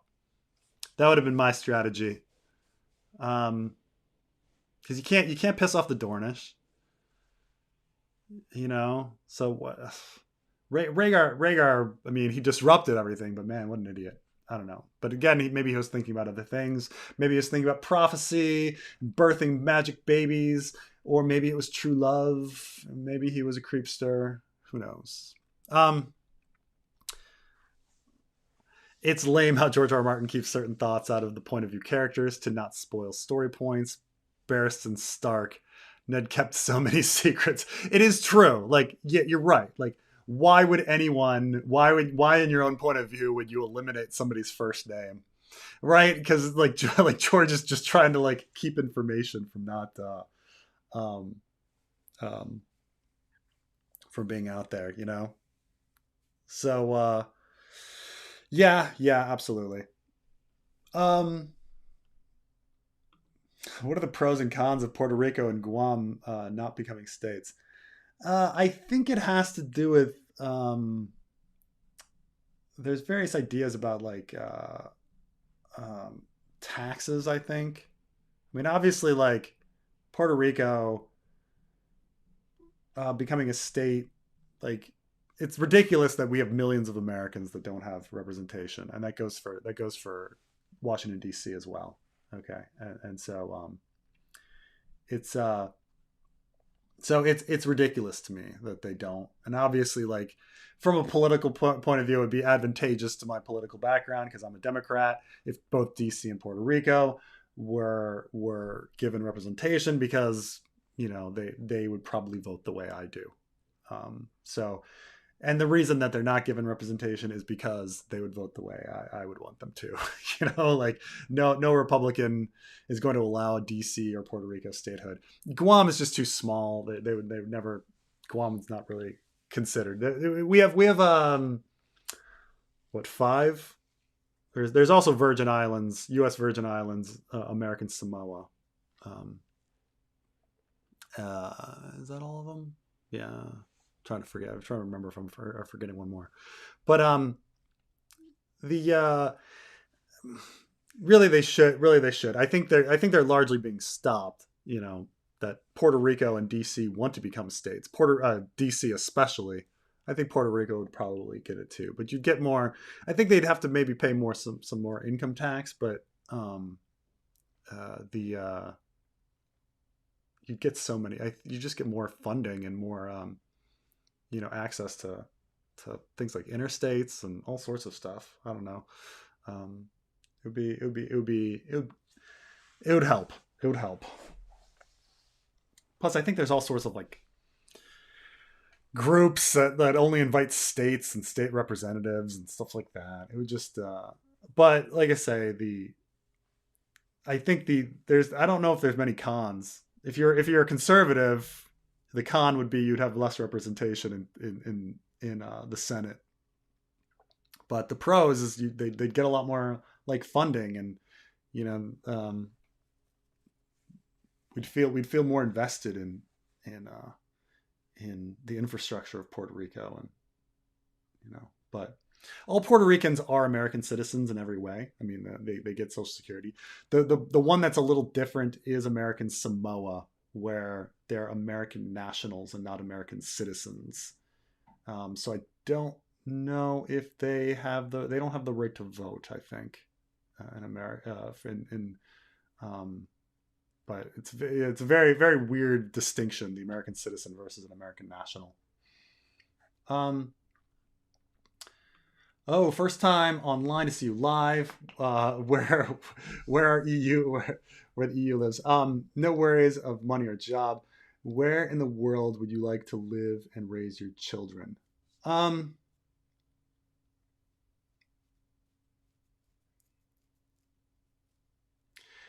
the I think that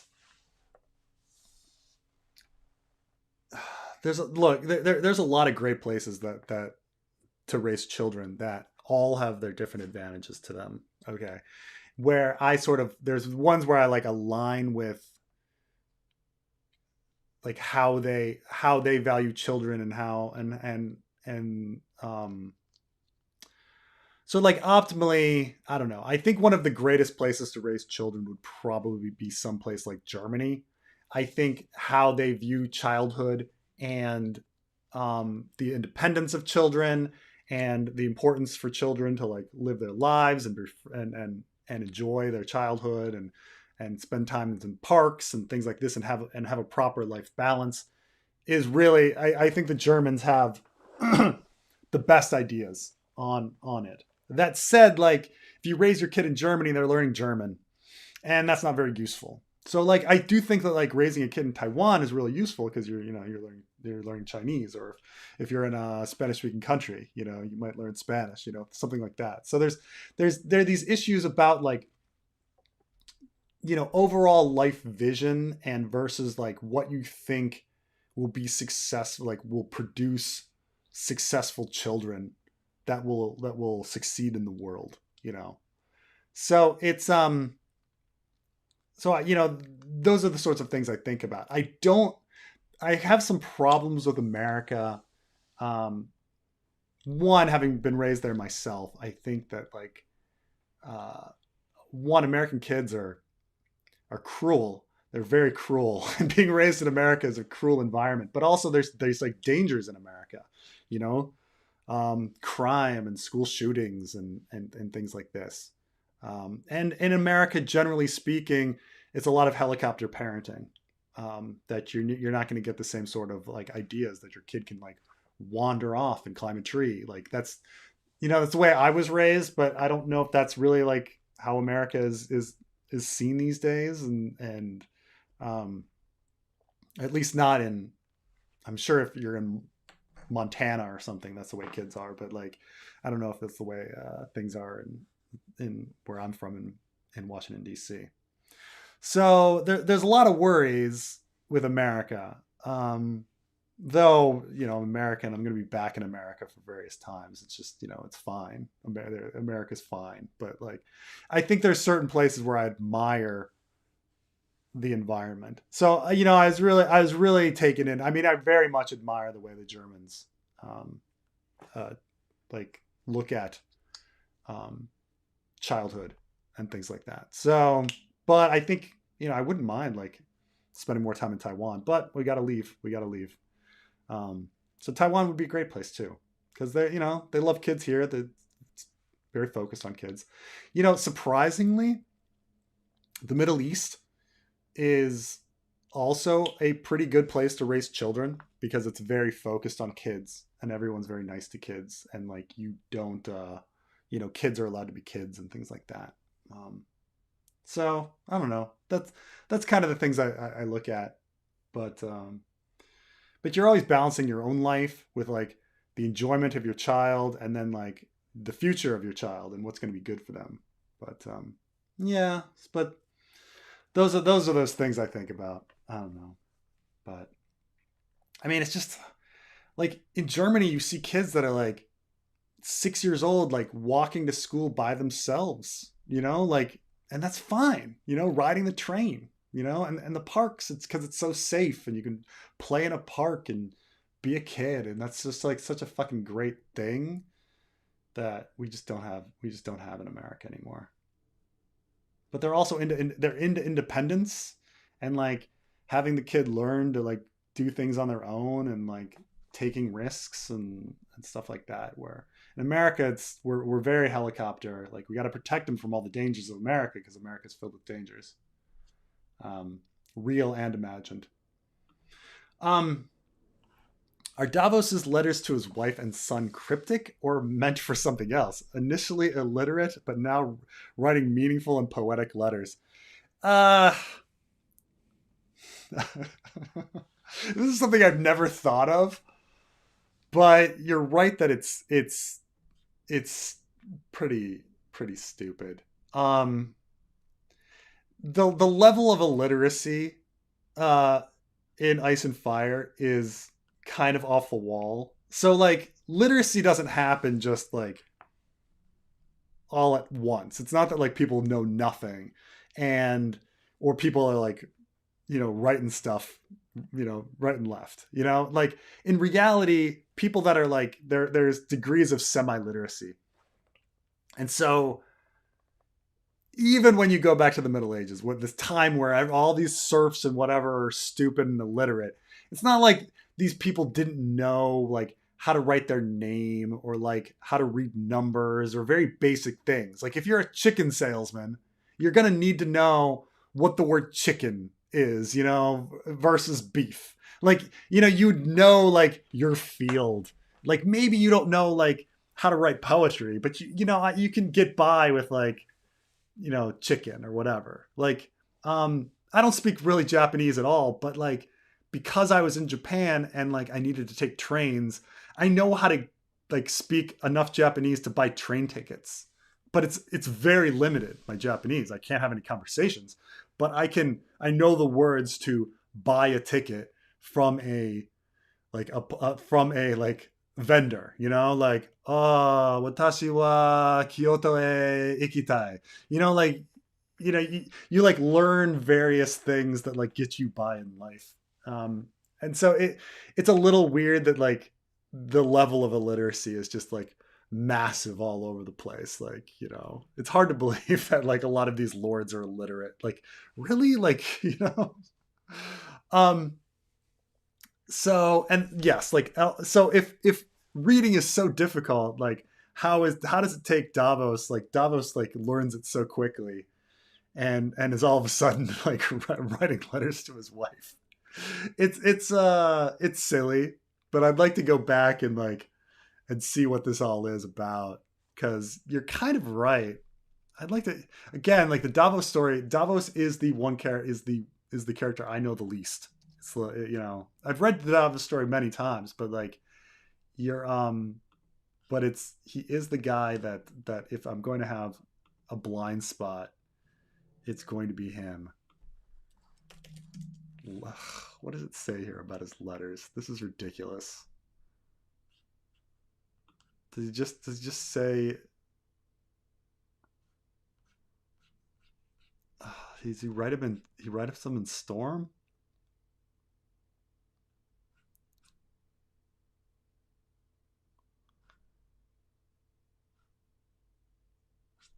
Does he even mention it's amazing how little he thinks of his wife. It's amazing. Davos kind of like Davos, he's supposed to be a nice guy, but he's also kind of a dick. Loves his wife so much, just like vanishes for years. This is I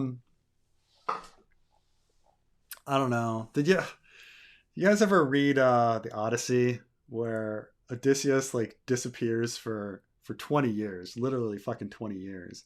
And meanwhile his wife is like pushing off all these suitors and you're supposed to be like siding with her like, oh, you just got to push them off until Odysseus gets back. And it's like Odysseus is gone fucking 10 years or 20 years. Fuck him. US policy is to follow oil. So here's the thing about these like ideas about like US policy. Like because it's not exactly true. that the US's policy is to follow oil. Like that may be the result of a lot of actions, but it's not like when you read US policies or you talk to policymakers, they're sitting there and saying like, oh well, primary thing we need to do is get oil. You know? It's certainly not like what diplomats like think about. It's not in their, you know, it's not in their mission statements or anything like that. It ends up like this often ends up to being like the end result of a lot of stuff, but it's not so like conscious. You know, it's odd how much the various bodies, including like our nation state, like goes forward without a single, yes, there's a president, but there's all these other people that are part of government, and how much, you know, like the body moves somewhere and does something without any conscious thought to it. So like I don't know, like I don't think there's that many people actually like sitting around thinking about that kind of stuff. You know, in the end, I mean, I'm sure there's a few, but you know, or more than a few, but you know, it's certainly not the end all of like U.S. foreign policy. Like if you're going to look at like anything written about, say, like U.S. and Iraq, which you'd think would be like, oh, that's like number one oil thing. Like how things are written are, well, we need to like build Iraq's infrastructure up so it can improve its own economy, so that it can become stable and have like a regular stable democracy. Like, you know, and then you say, okay, well, how is that achieved? Like, how can we make it economically stable? Well, one thing we need to do is improve its like, you know, economics. Well, what are its major industries? Well, its major industries are oil. Okay, so what are we going to do? Well, let's work on a project like expanding the port so that more ships can go in and out. And so like you end up talking about oil, you know, and that all, you know, might, you know, impact the United States and things like that. But like, that wasn't like the mindset at the time, you know. You know, so so I'm not saying that it's like not how the result, but it's not necessarily the rationale. Like it's not like people aren't actually like sinisterly like thinking these things, you know. Will there be a final battle, and where will it take place? Winterfell, Trident, or King's Landing? Those are my best guesses. I think the Trident. I just think that the God's Eye just seems to be the logical place. It just doesn't seem like getting all of the characters all the way up to the north would just take too long. Because again, we've got like a year and a half left of story. So say you're a Dorn of Spear, like sitting in the Boneway, you know. At some point, that Dorn of Spear has got to be attacking somebody. Or say you're a Dothraki sitting in Vastoth Rock. Like, how are you going to get that guy to fight another? Right? How are you going to get that guy to fight a white? Well, how much time do we got to get them all the way up to Winterfell? It's a long way. You know, it's a lot of. So it's why I kind of think that like Harrenhal and the God's Eye is the most thing. Do these streams impact the way you go about working on the Winds of Winter fanfic at all? Constantly talking theory with so many people must have some effect. It does. It's usually something like, you know, somebody says, "Oh, did you think of this like one like small little thorn?" In things, you know, that kind of makes me go, oh yeah, no, that's a big kind of big deal in the end, you know. That kind of stuff can affect stuff. Like the stuff that doesn't affect me as much is when people are like, oh, I think it would be really cool if, you know, I think it'd be really cool if you know, John Con fought a one-on-one battle against like Jason Mallister, you know, like, but like, well, I never thought of that. Like, I suppose that would be cool, but that probably wouldn't influence me as much as like, like say that the topic at hand on this stream, which is like, isn't it weird that like Varys, like no one was like Varys murdered Tywin, you know, like um like yeah, that is really weird. That is really weird. Like I think more about logistics, like logistics and people pointing out logistical problems um like affects me more. Like the logistics of who is regent is has more impact than on me than other things. Like what makes a logical story. Um, I know that people like, you know, people should be focused more on like what makes a good thematic story, but it's just the way my mind works. I'm always like, well, what makes a logical story? You know, like when I think about like uh, the the future, like you know, what logically would be going on in Volantis by the time Daenerys came back, and how would that how would the characters like react to that? Like that's the sort of thing I think about. Um, More than like thematically. Like I understand that like thematically, I think like getting back to say like the the grand northern conspiracy the first grand northern conspiracy thing where everybody is fucking for John, right? I understand why someone would come up with that theory. Like John is presented as like the hero. Something eventually has to go the hero's way. Um, so like this seems like thematically a way to like pull it all in because like most stories they've read, the protagonist is on the down and out, but then everything comes back together in the end and they win, right? So you kind of like understand why they would be like thinking that way, like thematic of other stories. I don't think Ice and Fire works that way, but others, most stories work that like, okay, second act, like all of the character, like our protagonists have like a really tough time, and then they come back and rally in the third act and win it all, and it's a big happy ending.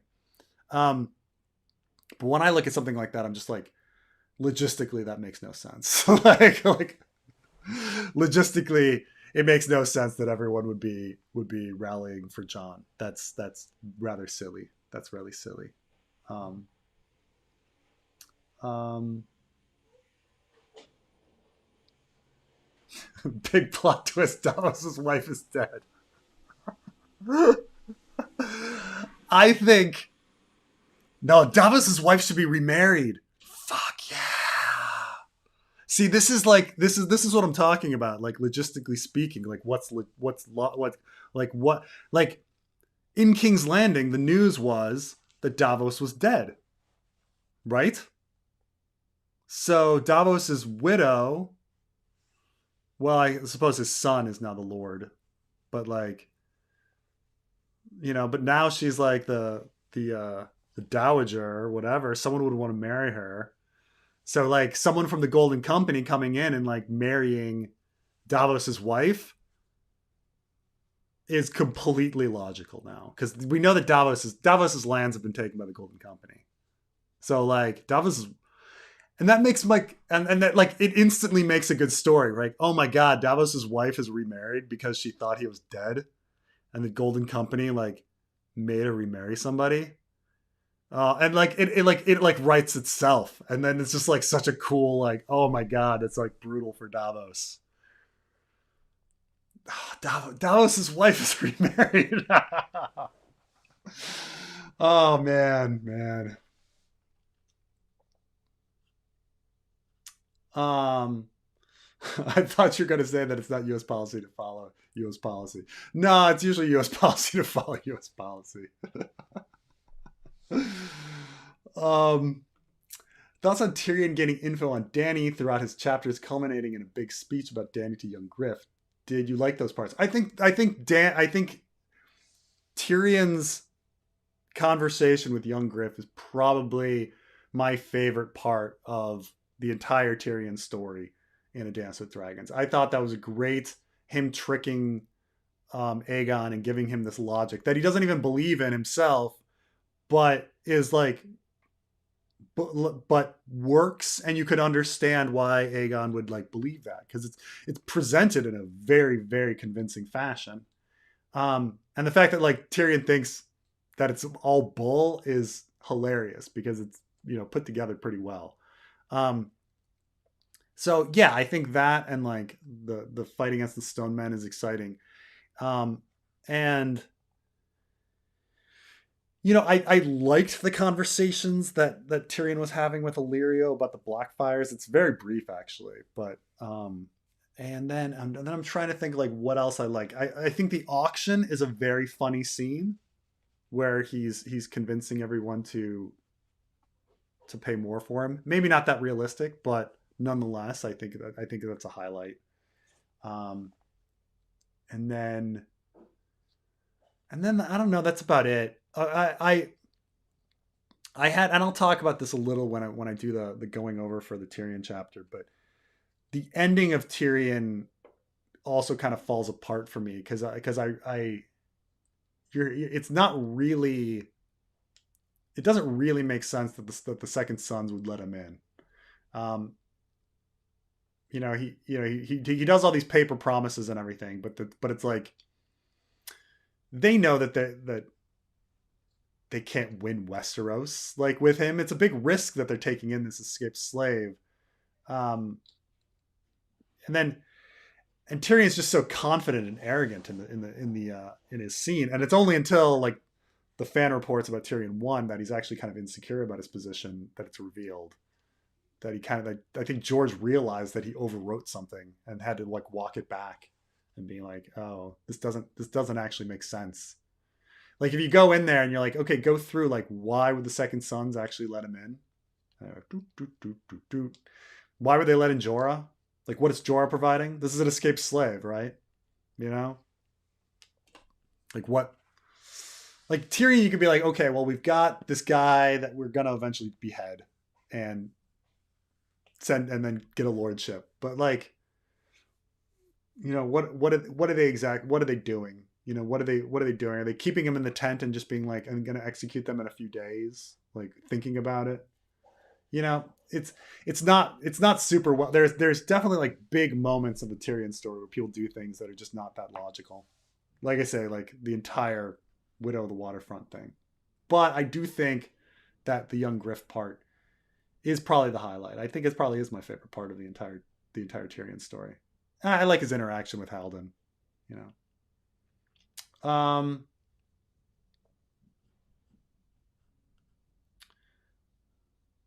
Da, da, da, da, da.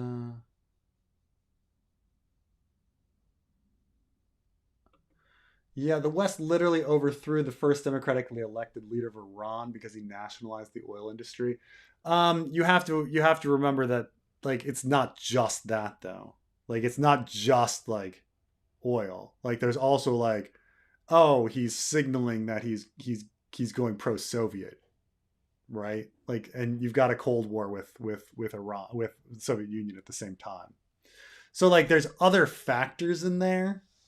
Um, you know, it's not people like sitting in a room going, "Oh no, like nationalized oil, that's going to like destroy the global market. We need to do this and this." Like there's different motivations like going on. So you can't let like see something at the end and being like, "This is the motive," right? Like um you know, it's there's a lot of other factors that are going on at the same time for these things. Um, like a lot of people like, and it's very common to talk about even World War II history, like the U.S. Japanese War, that was really all about oil.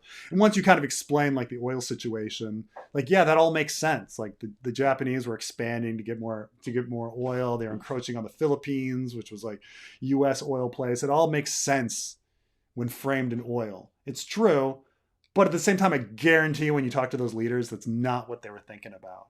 You know, they're more thinking about like, oh gosh, these Japanese are trying to take over the world. We gotta show strength. You know, like things can make sense within a certain frame, but to actually put that on the human motivation and the human and the actual policy written in place is that's the jump. Like I understand that it makes sense in that frame, that might be a factor, but it's not the factor. It's not like it's not a bunch of people in a boardroom like talking about it like that. That's just not it. Um, so of course they don't say they want it. They say human rights. But again, like these people, like this is what they actually believe. It's not like they're like nefariously like sitting around like being like, yes, oil. Like that's not, no one's doing that. Like, like, like you haven't, they didn't brainwash the entire like US government and all the people that work in it to be like, yes, oil. Like that's not how they think. And it's not what's written on paper. So like, you know, so it's just like, you can't like shove in motive in somebody's brain because their action does something. Like, um, say you see me walking down the street and I go into a restaurant to eat, and I go to the bathroom, and somebody's like, well, the only reason he ate there was to go to the bathroom. Well, maybe I just ate there because I was hungry. Maybe I ate there because I knew somebody that worked there. Maybe I just randomly went in there. But the like yes, within the frame of I went into that restaurant to go to the bathroom, you can look at those events and create that like frame, and it makes narrative logical sense. But that wasn't my motivation. My motivation was to get a hamburger. I just happened to go to the bathroom too. So like be careful when looking at events and attributing motivation to it, because it's like not actually what's going on. It's not what actually is going on in people's heads. Will Dany and Illyrio meet again? How will that go? One would think, right? One would think that Illyrio would come back and have but I think she would be very upset. She'd ask a lot of questions about eggs and Viserys and what his true motivations are and things like that. I mean, it's almost like too much information to reveal. Like maybe George needs to kill him off before he reveals that. But yeah, I mean, I think it'd be a really interesting conversation. It would. But it's almost like too much information to reveal. Like, George might be the type of person to kill Illyrio off before revealing any of that.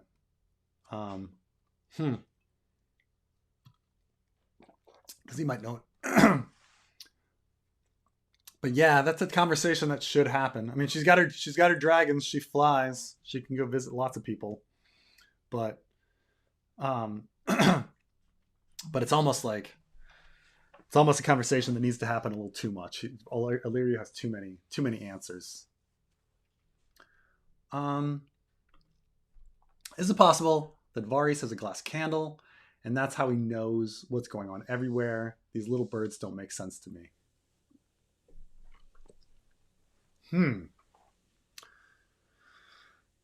That is a good question. It's funny because I've never thought about it with Varys.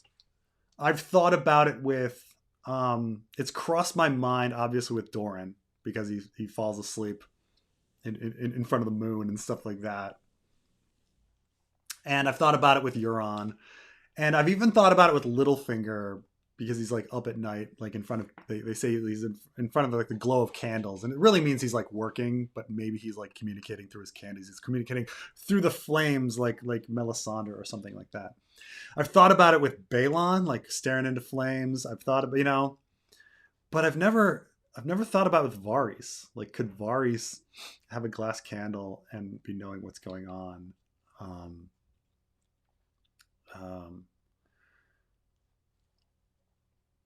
I also do wonder, like, how much is Little Bird's network? Like, how much do the Little Birds tell him? I mean, I suppose he knows about Balon Swan's, like, dinner party, and things like that. Kind of irrelevant stuff. But a lot of the stuff Varys might know because he's actually in the walls himself.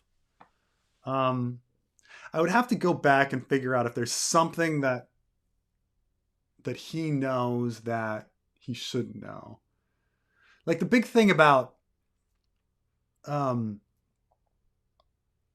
like Doran, and why it makes sense for him to have access to a glass candle in some respect, is that he sends off Quentyn to Slaver's Bay to meet Dany. And yet all of the other characters in story think that Dany's on the move. Like, everybody thinks that Dany is gonna head to Pentos, gonna head to Volantis. Like, Illyrio himself thinks this. That Dany's gonna show up in Volantis. And then it's a surprise that she's stuck in Slaver's Bay. But it's the only person it's not a surprise to. Well, I suppose Euron, it's not a surprise to him, but he observed her like conquering Slaver's Bay. But like, it's not a surprise to Doran. You know, like, how? What? How does he know that like she's gonna be there versus like, you know, Quentyn just like missing her at some point? I mean, maybe he like because I think Kedri is purposely put along because he knows Giscari.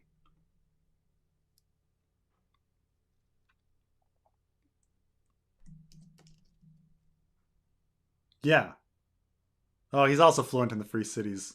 I don't know. Maybe Doran thought that either Volantis or the Slaver's Bay, and so, but nonetheless, you know, he kind of knows that he's going to stick in Slaver's Bay. So, I never thought about Varys. I'd have to find a piece of information that Varys is way up on, but Illyrio at least seems to be a little clueless because he thinks that Dany is gonna march home, and she doesn't know that she's declared herself queen. So, I guess in that respect, like, Illyrio is just in this. I guess maybe I would think that because Varys doesn't know as that much, Illyrio doesn't know very much. Varys doesn't know very much. So maybe not. Maybe not. Oh, sorry, I'm late. Varys passes as a eunuch because it's preferable to the alternative. He's actually Lysono Mar, a trans man. He left when Tyrion did. Hmm.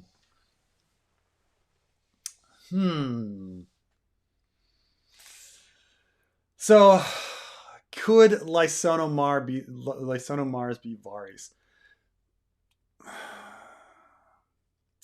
The problem is one, Lysono Mars, I think, has long hair. I don't know how Varys would have grown that hair out.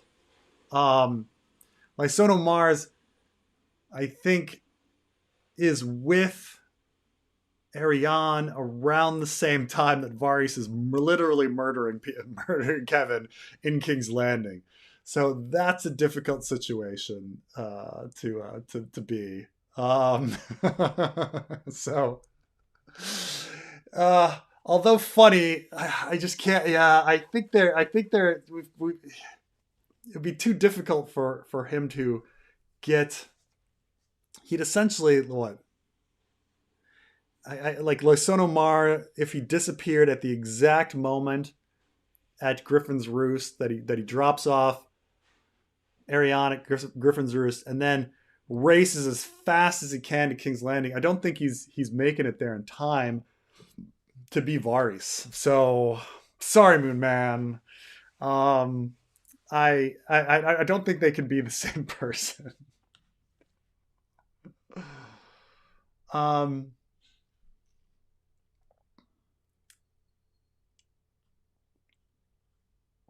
Why does America get excuses and factors, but we get to invade and destroy without consequences? I mean, it is unfair that like America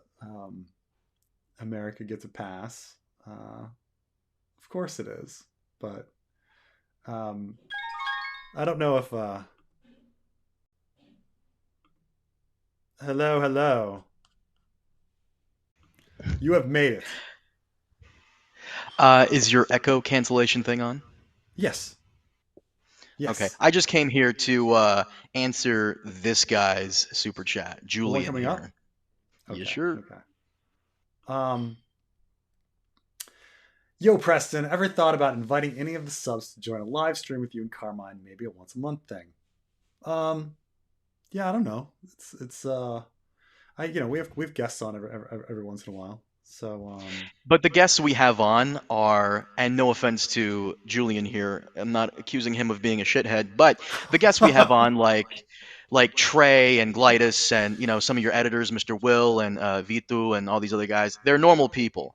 Um, and eventually, there's a weird trust factor as well, where like you because you don't know like if you have somebody on a stream if they're all of a sudden gonna be like a troll and be like, haha, Preston's a shithead, and then like hang up and you're like fuck, and then you look stupid.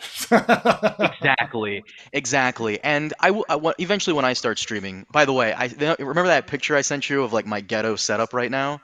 Oh yeah, yeah, yeah. Yeah, I still I just need certain. I'm building a new computer. I just need like certain things. So I haven't. Carmine moved Anyways, and then he builds a new computer, and he always got his troubles here. Yeah. but eventually, when I start streaming, yeah, I would probably have people from my live stream on with you and me. The thing is that the people in my Discord server with you and me, the thing is the people in my Discord server, everyone in there for the most part are normal people. I've pretty Yeah. much banned all the shitheads that try to come in there. And once again, no offense to you, Julian, I don't know you. However, I'm not saying you are, but here's the thing, though. I would probably have on people in the chat right now that I can see on in my stream, like Mr. Kyle here or Miss Jackie and even Mr. Moonman, who I've spoken to privately. These are normal people who are not in my server. However, I don't know you, so I'm not going to take the chance that you're going to come on. He's like step one. Join Carmine's. No, that's not even it, because like Kyle is not in there, and Kyle's been very kind to me and very nice to everyone in the stream chat. I'm just not going to take the chance of having someone on and they're just going to yell racial slurs at us, you know? Like I just don't want to do that, because even though I tried getting you to do that the other day. I had real quick. I had Preston come into my server. Carmine is not lying. I had Preston come into my server and I had this profanity filter on. I'm like, all right, Preston, I want you to say this right here. He goes, what? No, trust me. The server will delete it before anyone ever sees it. So. Yeah. But yeah, no, these things come up a lot. People a lot of times the especially when like with like politics or science, people are like, I want to come on and debate Preston, something like that. There's a lot of that kind of stuff. But I don't know, never just comes around. I don't know. And I'm not opposed to having guests on. We have guests on. But it's I guess there's no I have no process in place for taking applicants or anything like that. So. Yeah, I was gonna say that because, by the way, ever since you got me on the Destiny, I fucking love the Orbiter drama that he has. It's the funniest shit ever. Oh my god. I don't know what his process or Vosh's process or even Hassan's process is for getting these randos in on chat with them. I guess, how did you get him with Yeah. Destiny? You just emailed him? So Destiny is very open. You email him, and then he has a schedule, and he puts you on the schedule. But That's it? that's it, and you have an hour with him, and that's it. Wow, okay. Yeah, Well, Destiny is like, but people praise Destiny because like for that. Like there are a million people that are like, I couldn't believe it when I had zero subscribers. I like messaged Destiny and I talked to him, and then all of a sudden I had like 10,000 subscribers, and he was like the reason I like started out. Um, mhm. because Destiny will talk to literally anyone, and that's his like policy. But when you have like also an 8-hour stream, like 7 days a week, you have a lot of time for that. To be fair, well, Yeah. let's be honest here. I'm sure you will agree with me when I say, like, you bring people on and they orbit around you, and I'm not saying this to me, I'm saying in regards to him, and they become popular, and then they turn on him. It happens every fucking Hmm. time with Oh him. yeah, absolutely. They always say like, "Oh, It's always the I hate Destiny, but I also have to like give him credit for letting me start out." I mean, Vosh does that, right? I mean, Vosh was a Destiny hanger on, and he fully admits it. And he's like, I worshipped Destiny, and then I decided to copy Destiny and what he did. Hmm. So, um, I know Voss's system seems to be you DM him on Twitter, and he just kind of like chooses random people to have on. And I don't want to reiterate this to Yeah. Julian here. I'm not trying to insult you, homie. I don't know you. You seem like a nice guy, but I don't know you. It's so Like, funny how like Carmine is able to take like take things that are perfectly nice and make them sound oh, vicious. stop it. I don't know this guy. Did I I know, ever but tell when you you about say the. like, well, sorry, like there's a difference between being like, sorry, well, we don't really know you. You seem like you'd be cool, but I don't know. We only let it on people we kind of know. Versus like, I don't know you, which is like, I don't. what? There was a guy who was very nice to me. I've known him for years in my comment section. One time he hits me up privately on Facebook, on my Facebook page, and he's like, "Hey, can I get an invite to the Discord server?" And I'll be honest, I checked his profile. He kept calling Kamala Harris a whore and like kept threatening the Bidens. And no, no, that's just not I don't want that in my community. I like to keep my community clean, and that is no. It's just not going to happen. Do you want to have I that wish guy on? Kamala were sleeping around. That would be exciting, but no, she.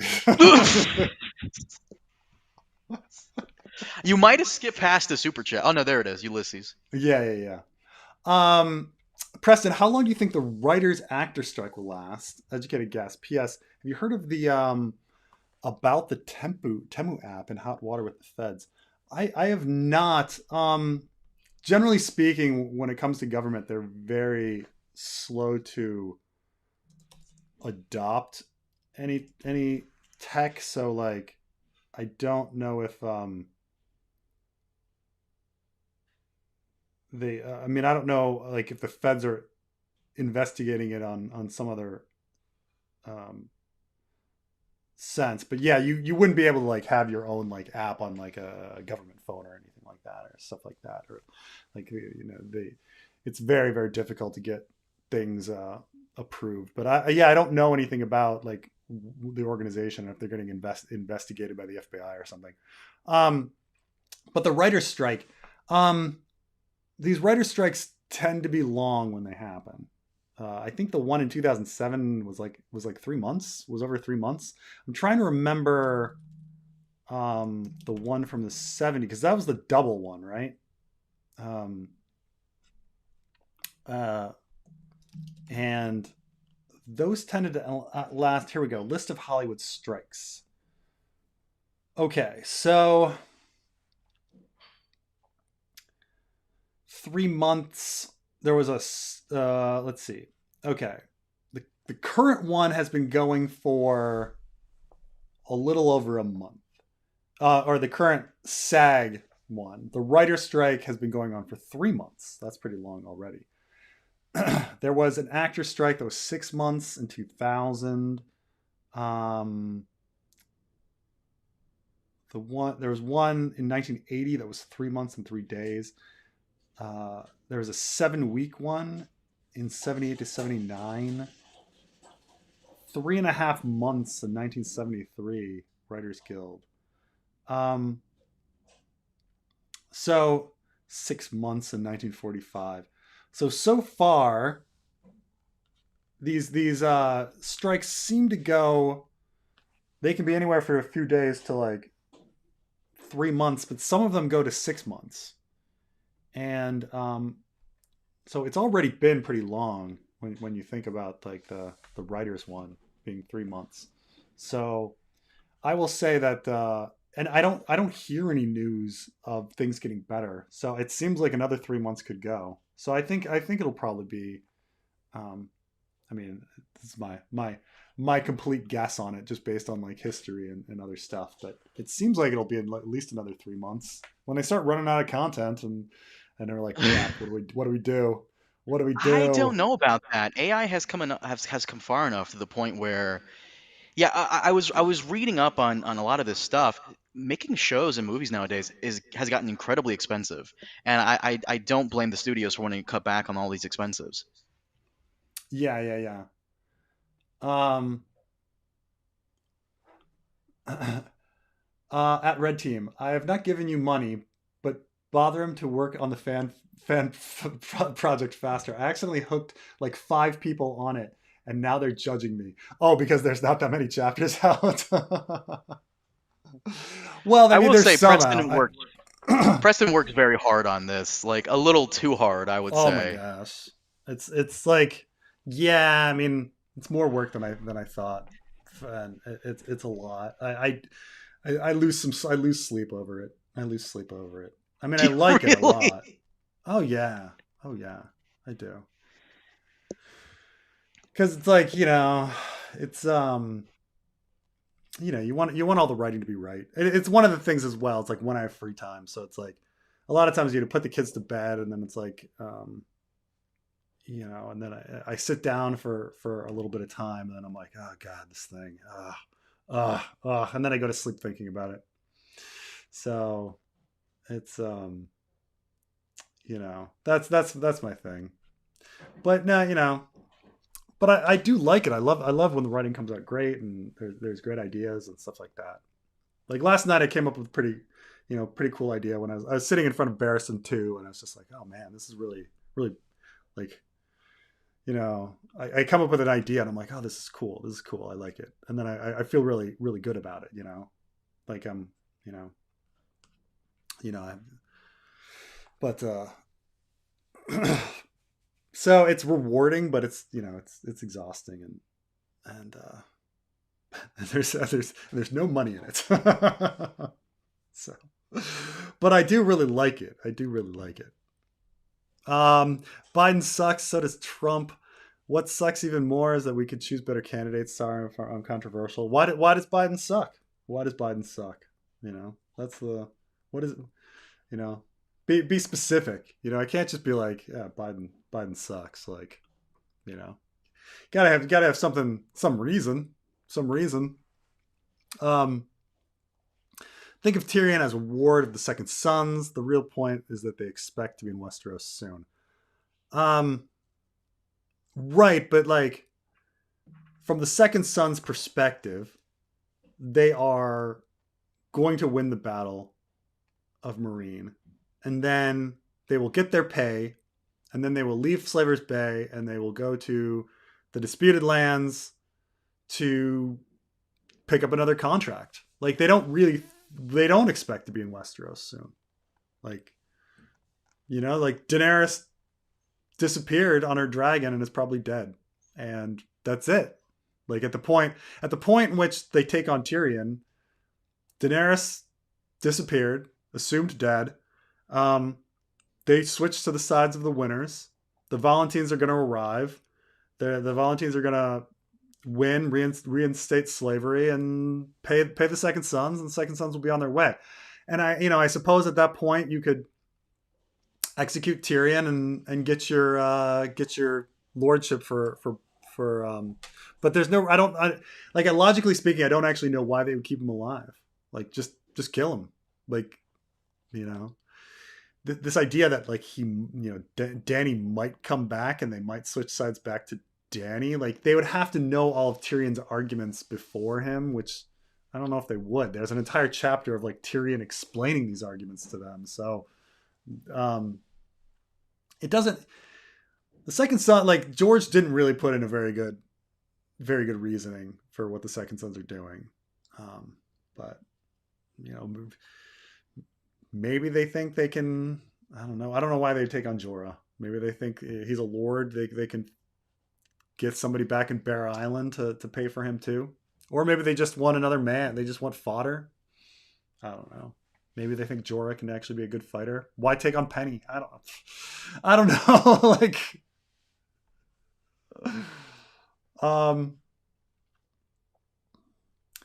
what'll be Arya's ultimate fate?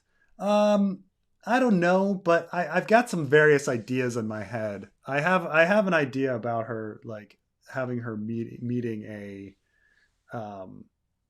about her meeting Walder Frey and things like that, and him telling her that, like, I have this scene in my head of like Walder Frey talking to Arya, and him telling, like, and her being like very angry about all the people she's lost in his life, and him being like, you know nothing about loss. And he begins like listing all of the people that he's lost, that he's loved. And like, and being like, you know nothing, like little girl, you know, like I have this like idea in my, like this like conversation in my head, but, um, I can't see any like resolution. Like I can't see her getting over becoming a functional human being again. Like she has to die or disappear or something, you know. So, do you ever think George has worked on wins as hard as the gang is now? I think maybe. I mean, keep in mind that like he can is the problem is that what he does is he can just write stuff easily, and it's in his voice. And what he does is we have to do all this like guesswork on like what would George do, what would he say, you know. Mm, mm, mm, mm, mm, mm. I think Biden sucks because of the Afghanistan disaster. Yeah, what did he do wrong? I mean, seriously, like let's focus on one thing here. Like this doesn't seem this doesn't seem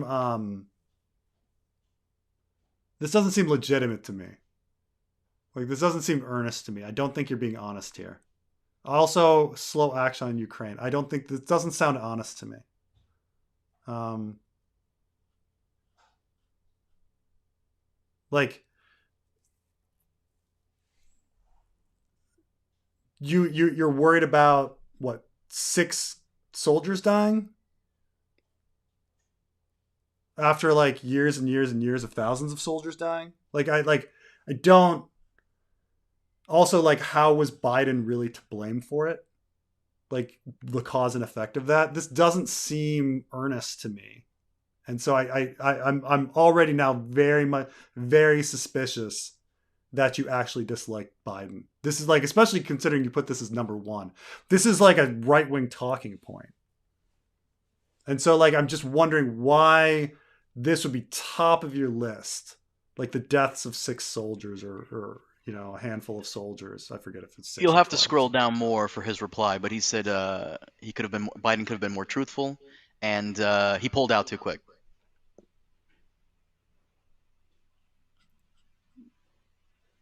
I mean, truthful on what?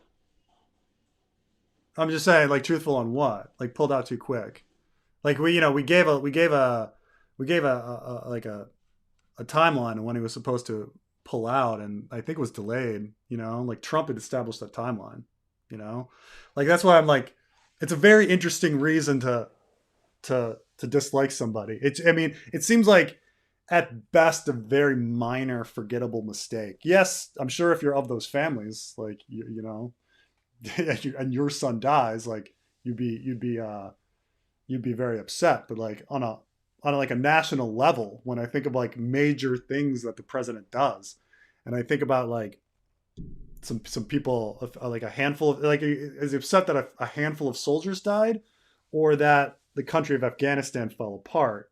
Do you think? I mean, because the country of Afghanistan was probably going to fall apart anyway. The the now we can talk about like Biden a bit. Biden is a bit of a hypocrite, a big hypocrite like Trump. He said he wouldn't work with Saudis after the murder of journalists. Then a month later, he's working with them. Well, I mean, politicians are hypocrites.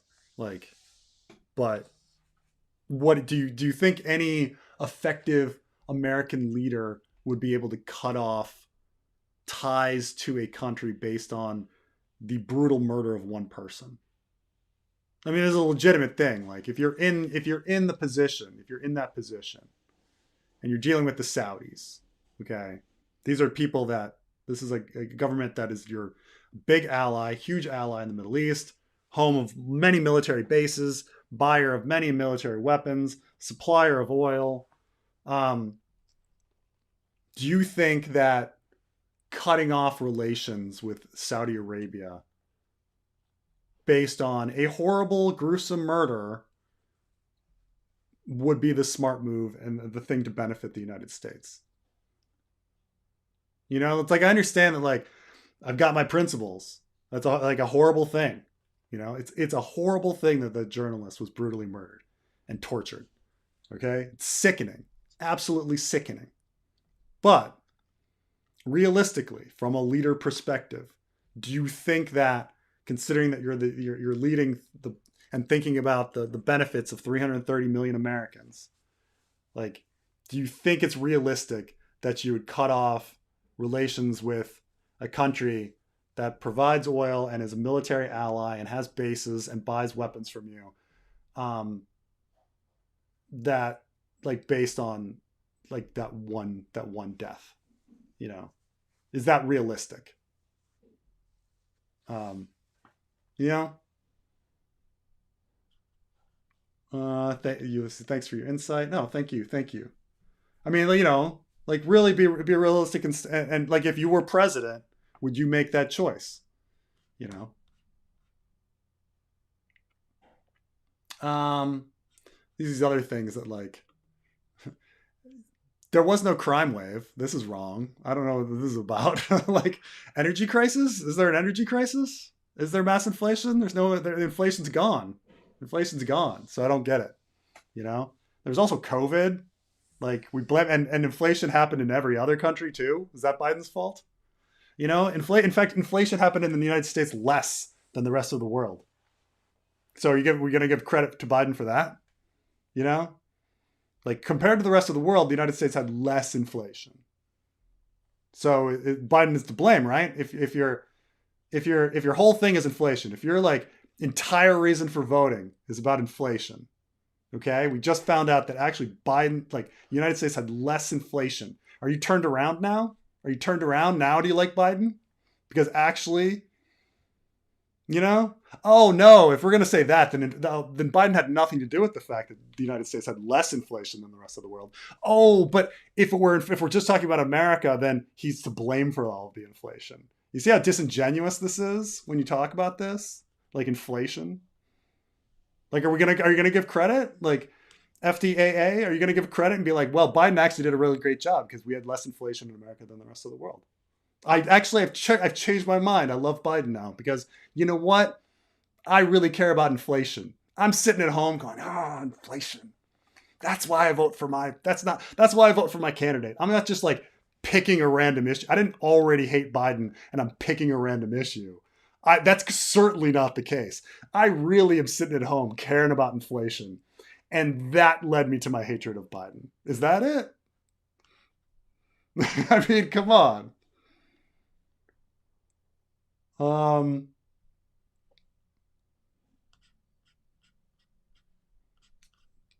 Biden did say Kabul will not fall. Well, I'm sure he believed that. It fell shortly after. Right, he was wrong. He was wrong, but he believed it. It was a complete surprise that everybody turned. I mean, the United States had spent 2 decades training military forces, you know, and very quickly they all turned. You know, he believed they would not. He believed that they would hold out, you know. So, I mean, he was wrong. I don't think he was lying there, right? You said he was being dishonest. I don't think he was being dishonest there. I mean, there's a lot of dishonesty you can blame on Biden. Like, you know, I admit that the dishonesty about the Saudis, that's dishonesty, sure. But is it realistic to be honest in that situation?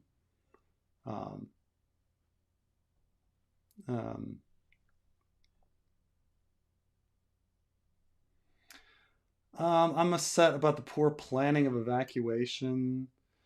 I mean, you know, a lot probably, everything probably needs more planning, but better planning. But for a government evacuation, the U.S. citizens all got out. You know, the people that got left behind, like, the things that were not planned for is actually stuff to do with Afghans. Like, there's a lot of Afghan, but it's stuff that really couldn't have been done with, like, U.S. planning. Like, we have a lot of Afghans that we owe special immigrant visas, but the backlog is like 10 years. And so now there's all these like literally 100,000 Afghans in Afghanistan, like, waiting on special immigrant visas, that it's just like the backlog and paper trail is the problem. It's not really like a planning thing. It's not like, oh, logistically, what could we have done? You know, um, it's a lot of these expectations where I'm just like, huh, what expectation did you have? Like, what do you think was possible? Um, you know, but I just don't. I also don't like. What I don't think is I don't know if I really believe that you guys care about Afghanistan this much. Like, I really care about Afghanistan. Like, a lot of my life spent on Afghanistan. I don't know if I don't think you guys care about Afghanistan. Like, I don't know. I just don't buy it. Um, I think you have a better perception of Biden because most of the issues affect the lower class, like inflation or rising energy costs due to the maintaining sanctions on Russia. No, well, you're on the wrong timeline here.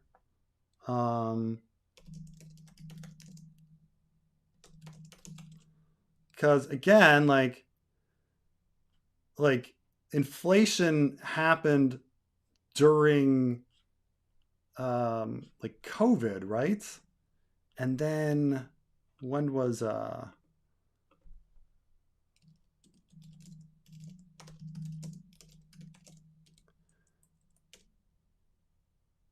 like US and like so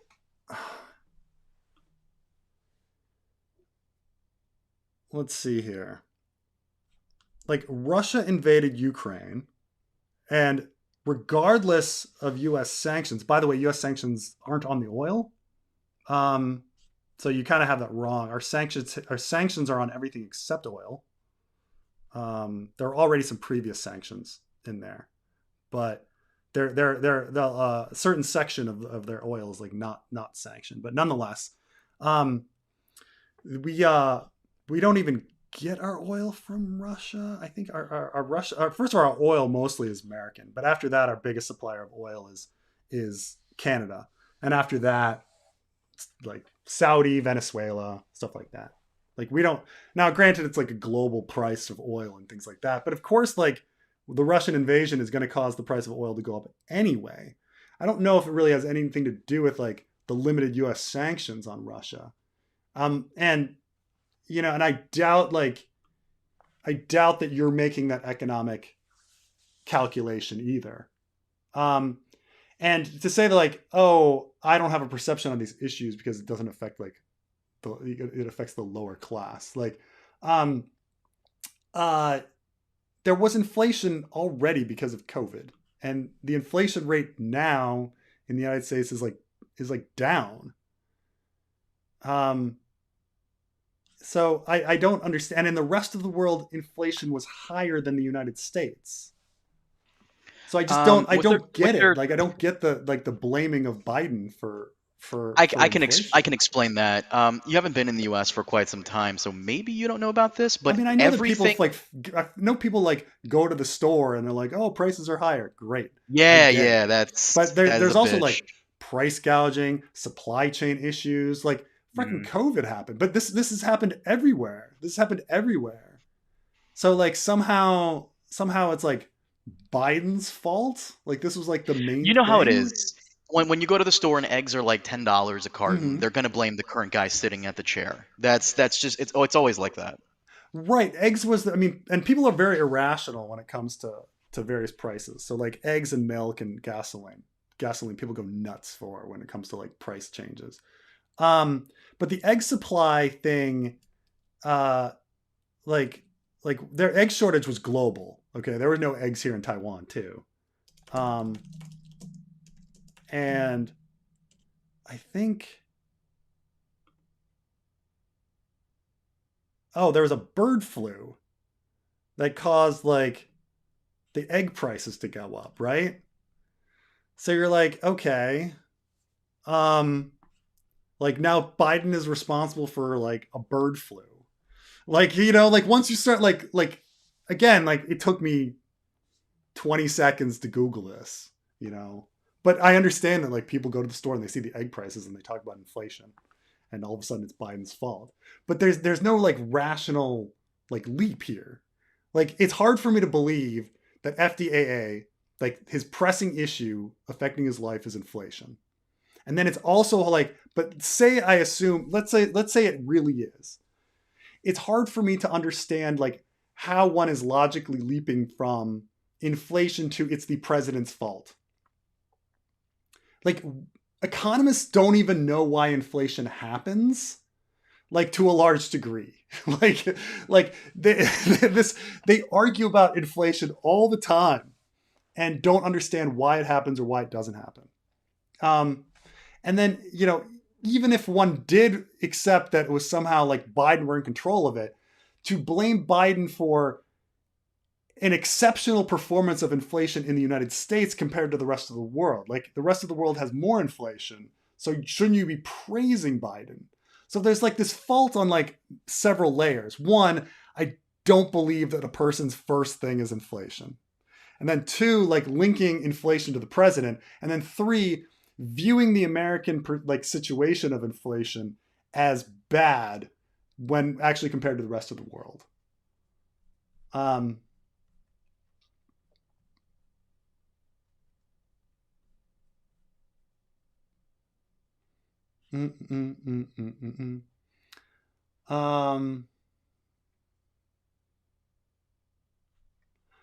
Ukraine has enough support. The amount of money we give to literally anything but our own citizens is sickening. Baby Ray, this is a very large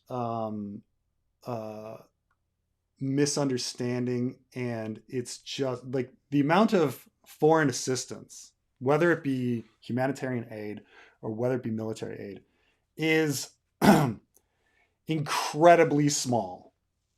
We're talking, I think it's less than 3% of the US budget. Okay. And even when we talk about this assistance or aid, it's actually like supporting something like let's say you're giving economic aid, you hire an American contractor to go over to teach people. And you hire that contractor for $100,000 and he goes over and teaches somebody. That's $100,000 given to that country, but it's not given to that country. That's a training. You've paid an American to give the training. And so you get to say that you've given $100,000. You haven't given anything. You've given some training. The same with the weapons. Say you give or say you sell, or give military weapons to somebody. All of this is like one, you're paying a military contractor to produce that. So it's a form of subsidization for an American company. So what you're actually giving to the country is not very much. And then that country usually has to pay maintenance. And maintenance is much more expensive than the product itself when it comes to military equipment.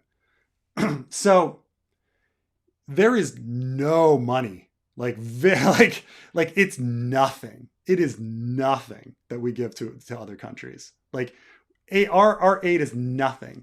So Baby Ray, what I'm saying, like this is a very common belief that people have, that we're just handing out cash. It's just like they're just handing out cash to people, and that's just not how it's done. Okay, foreign assistance is given in terms of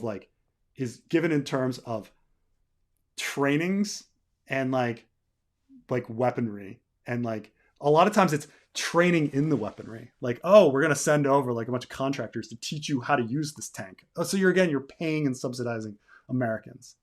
So it's not, these are all like, foreign assistance is almost all for US citizens. If anything, you can go the other way and be like, the US actually doesn't give shit. There's not like, we're not handing out money.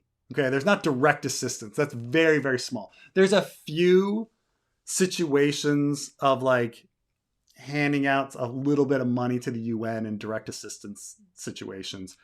That's very, very small. Very, very small. When we're talking trillions of dollars of the US budget, we're talking like a few million here and there. There is very little money that we give to people.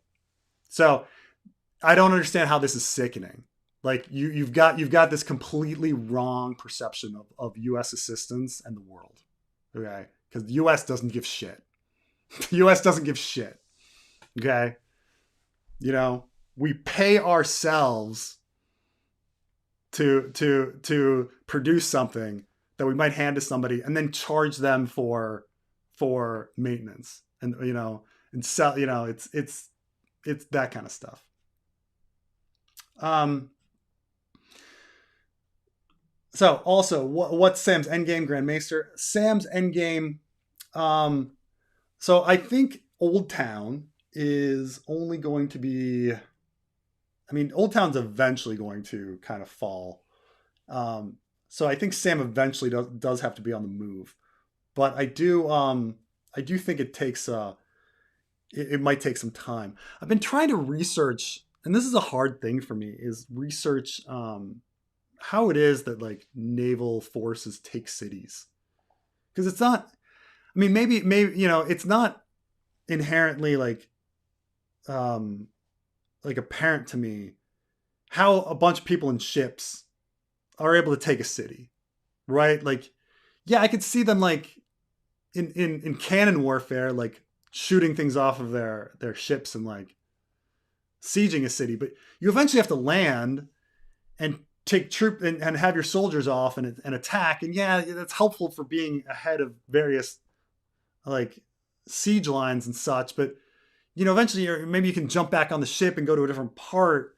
But it's difficult for me to actually imagine how you take a city with a bunch of ships. I mean, maybe I'm dumb, but like, especially when people talk about like the Euron taking Old Town, I'm like, well, how is he doing that? How is he doing it? Because it's not really described how say Deepwood Mod is taken or whatever, like or like how Theon with his like 20 men and grappling hooks like takes Winterfell, like you know it, if it's a surprise it's one thing, but like how when you have like a huge city army and forces, like would these Ironborn do it? I don't know. Carmine, do you know anything about like ship warfare and landing and things Um, like that? I remember a tale about this Chinese pirate. I'm gonna butcher his name, Koksha, Mm. who was using his naval pirate fleet to surround this island off the coast of Taiwan. I think that's what it is. And he used the ships to blockade, and he waited outside the major castle with his people and tried to starve them out. That's essentially all you can do, unless they're going to do what Euron. Unless you're going to put in the fanfic what Euron did in the show, where he has trebuchets on the ships Mm. and he just bombards the fuck out of Old Town. Right, but say you can bombard it forever. But that does that mean you're gonna like conquer it? Um, Can the like Ironborn during World War really II, the Nazis conquer? bombed London forever, but they weren't able to take anything. Um, they couldn't transport their land troops over and things like that. And if they have enough land troops, like on all the on those 1,000 longships, like how many Ironborn are there? And 5,000? I don't know. More? Right, but the Ironborn have suffered so much loss in the war in the North. Can they even take anything and hold it? Because their Right. whole way of life is all about plundering and reaving and raping and doing all that stuff. Basically, hit you hard and fast, take your shit and bounce. So, uh, by the way, real quick, you mentioned earlier about the Second Sons. Why would they accept Tyrion? Mm. Someone was trying to convince me that maybe they are trying to cash in on that bounty, and that's why Brown Ben Plum is telling Tyrion to stay out of sight, I mean, so no one it else must be, but like he could also just like kill Tyrion immediately and then take his head. And take his head. You know. maybe he wants. Maybe there's a deal he has with someone back in Westeros to bring Tyrion back alive. The other thing I was thinking of is like how quickly his head would rot. That like if he kills Right. him now, it takes so long for him to get back with the head that it would be tough to tell if it was his. So he's got to keep him alive long enough so that his head doesn't decompose. Isn't that? I can't remember if that's a plot point in Feast or in the show or both, where someone tries to bring Cersei a dwarf's head and It she's like, does, "No, that's yeah. not him." Yeah. That's No, both. That's she in opens up Feast. a box and it's a rotten head with a nose cut off, and she's like, Right. nope, that's not him. You know. Um, So maybe bringing him back alive. That's the plan. That's why Brown Ben Plum tells him to stay out of sight. Yeah, that is. He actually plans on executing him the whole time, and that he's just keeping him alive because he thinks the head's gonna rot. Maybe I think maybe that's the solution. Maybe that's the solution. Um, Ingot stars and eyes are one and the same. Watch Tower of Joyce scene. Screams enter. What you got? Is that you, Ned? Is Lyanna's? Oh, Lyanna blind. Eyes were moved. You're not a dream. She was going in the tree. Um. Oh, okay, okay. I've got stars in my eyes. Um.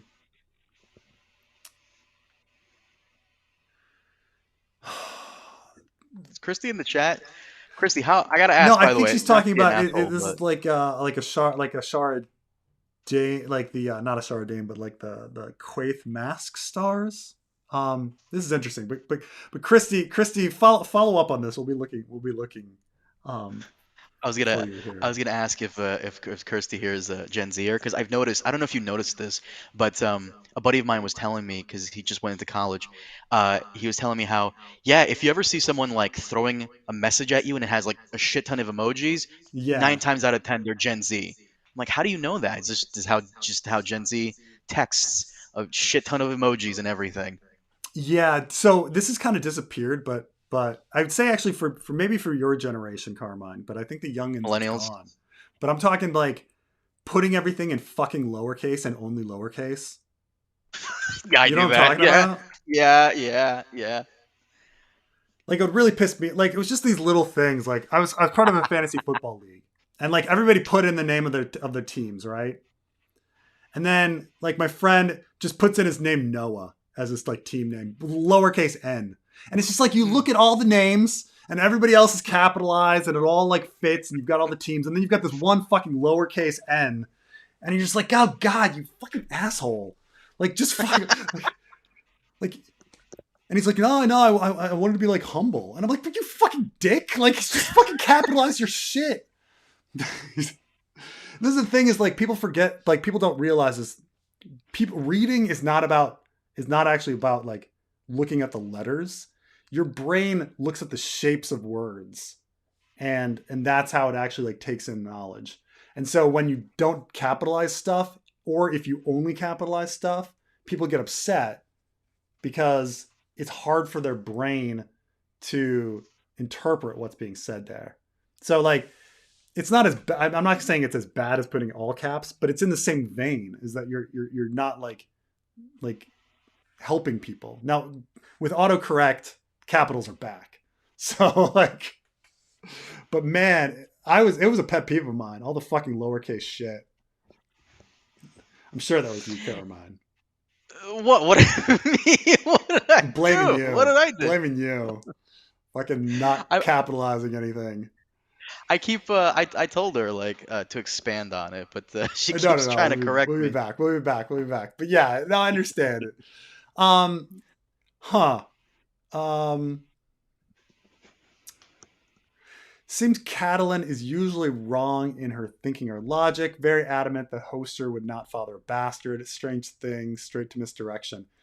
Um, I don't know if you're right about Catalan being wrong in her thinking and logic. There's a lot of things that Catalan is right about, like straight on. It's almost unusual. Like I'm obviously like picking up Tyrion was pretty nuts, but at the end of the crossroads. But she warns Robb straight from the beginning, like, dude, do not trust Theon Greyjoy. Robb trusts Theon Greyjoy. It's a disaster.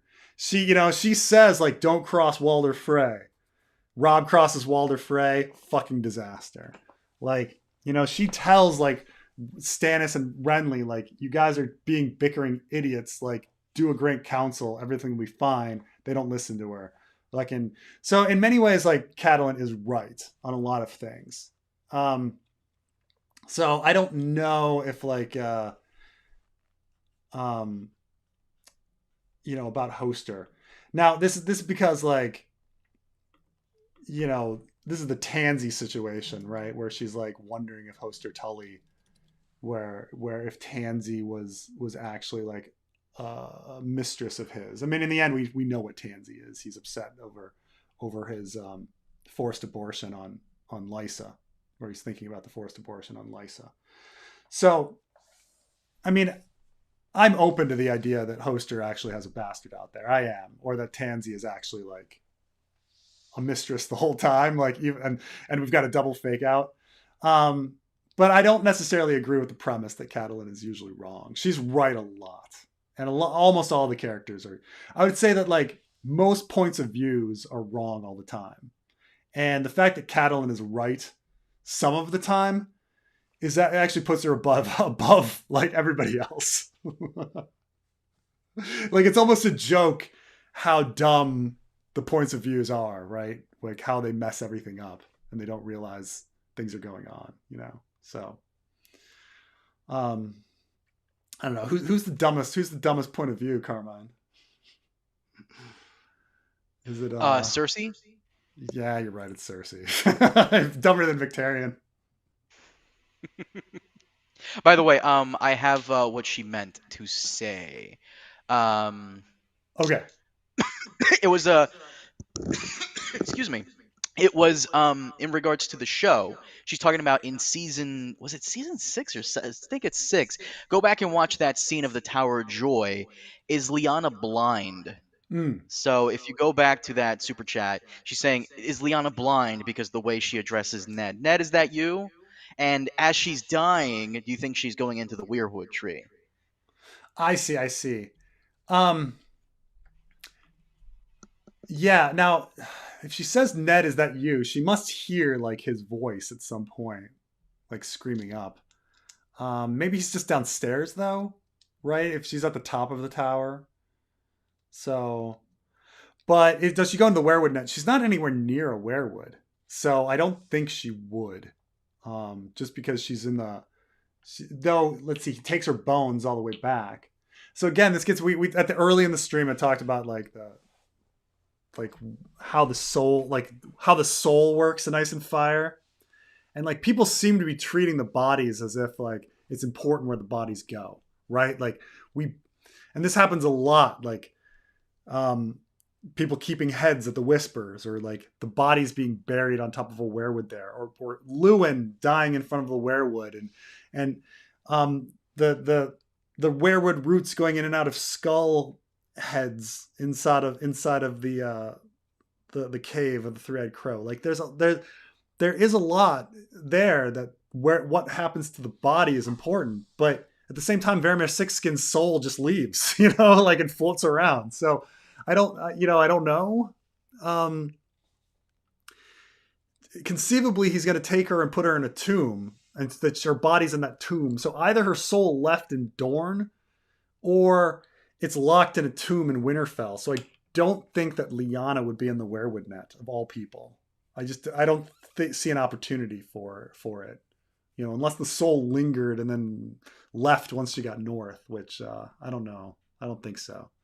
But anyway, Kyle, Father to Bears, thank you very much. He says, no questions, just wanted you to keep talking. America gives money to its own citizens, just mostly to boomers who already have homes and through Social Security. Okay, I can get behind this statement quite a bit.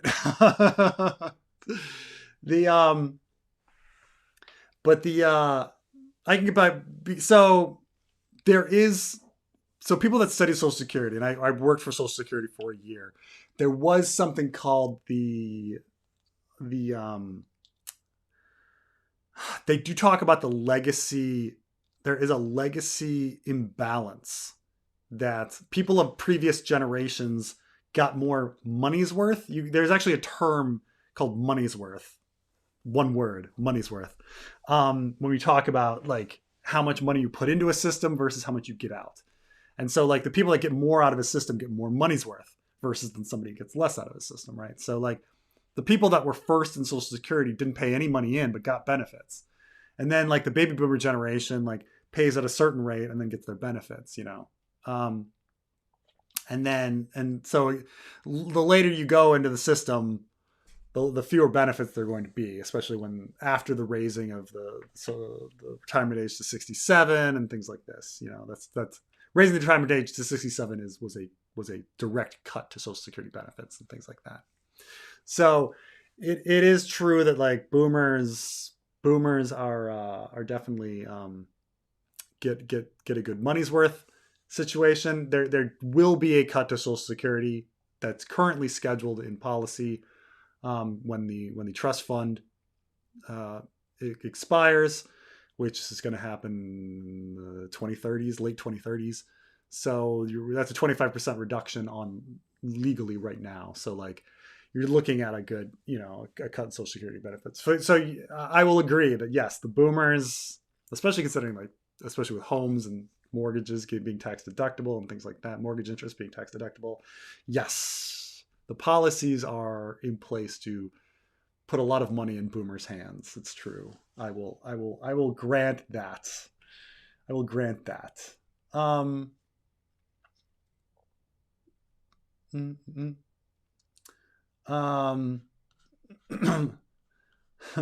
You don't think inflation is a big deal?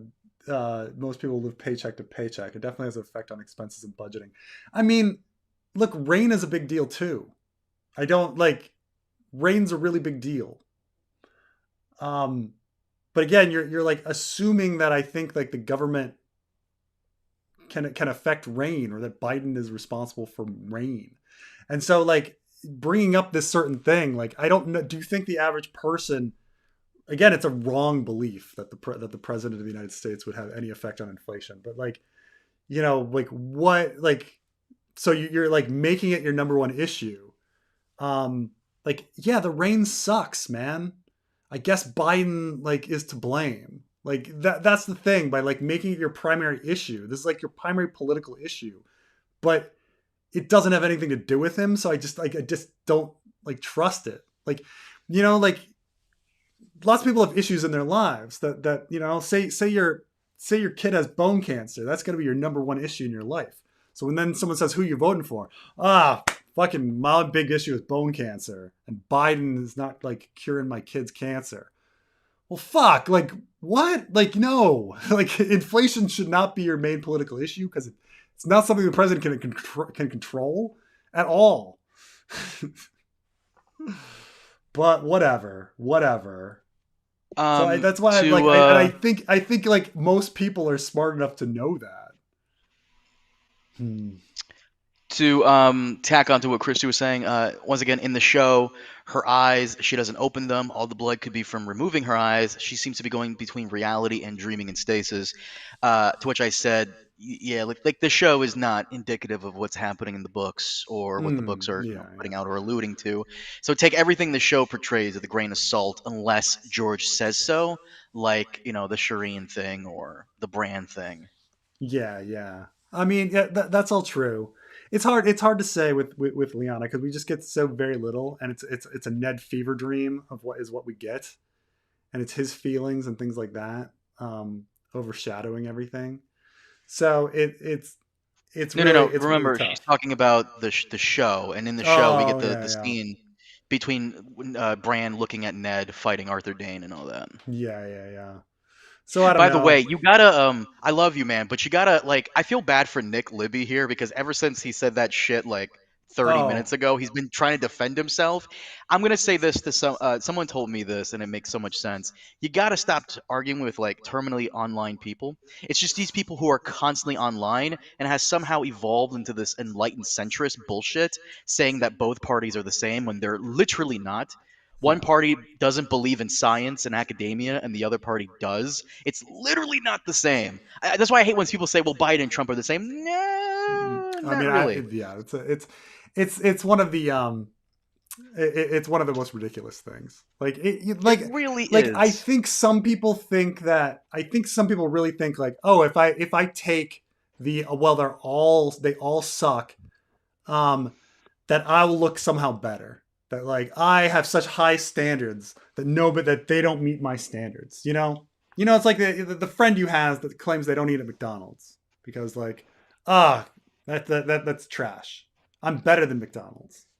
Like why would I vote for why would I eat McDonald's? That's trash. I've got better taste than that. Okay, well, you live in a town where there's only McDonald's, Taco Bell, and Burger King. Like, well, I'm just not going to eat. Well, who are you fucking over? At that point, like, you've got to eat. Then you're starved. Like there's this odd political snobbery that somehow, like, if you're against it all, you're above it all. When one side is clearly better than the other, as Carmine says, like, one side is pro-choice, one side believes in science, one side believes in climate change. Maybe they're not doing enough. They're certainly not doing enough, but one side at least believes. Like, one side doesn't believe in democracy. One side believes in democracy and the other doesn't. Like, it's so like cartoonish right now that you have one side that doesn't believe in democracy or science or evolution or climate change or like anything, like COVID being a hoax. They believe all this, and that the trans kids are coming after your babies, and they're going to convert all you're going to convince your kids to chop off their penises, and they're trying to groom your kids, and like, it's just this, like, and the adrenochrome that they harvest from children and to there's keep a themselves younger. conspiracy to put in woke messages in all the movies and books, and the meanwhile secret the other Democrat side is trying to headquarters fucking under govern. that pizza parlor. Like, the other side's trying to govern, maybe not govern great, but they're at least trying to fucking be like like rational human beings, and it's somehow they're both equally bad. No, they're definitely not. But Ulysses, I appreciate this one, because the self-licking ice cream cone guy, like, I use the term self-licking ice cream cone all the time. It is a What's this in regards to? Government itself. Oh, And the waste of money. We talk about this a lot when we talk about self-licking ice cream cones. So, like, if you ever go to like a military base, say, and you're like, well, okay, why is this military base here? You're like, well, let's look at all the people here. Well, that guy, he cleans the toilets. That guy, like, he maintains the elevators. That guy washes everybody's clothes. That guy produces all the food. Okay. So many people are supporting the workers and maintaining, but why are we here? Well, and then you realize that no one's actually there to do anything. They're all there to produce stuff for each other. So it's like, this is a lot to do with, like, we talk about like especially the American weapons industry. Like, we're producing these F-16s, or whatever, stealth bombers, and it's like, all these people are involved in the factory that produces it, and the government employees that go out and approve stuff and talk to different, and make analysis and maintain stuff and refuel and stuff like that. And you're just like, well, what's actually the point? Like, what's the point of it? Like, is the bomber doing anything? Well, no. But, like, all these people are employed supporting this project, but the project is actually just kind of like nothing. Thus, it's a self-licking ice cream cone. Like, the ice cream cone doesn't exist to feed a person. The ice cream cone exists to lick itself, which is like government waste,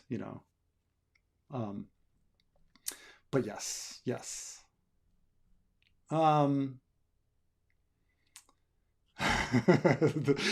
Preston doesn't believe the Citadel rocket launchers. Old Town will never fall to Euron.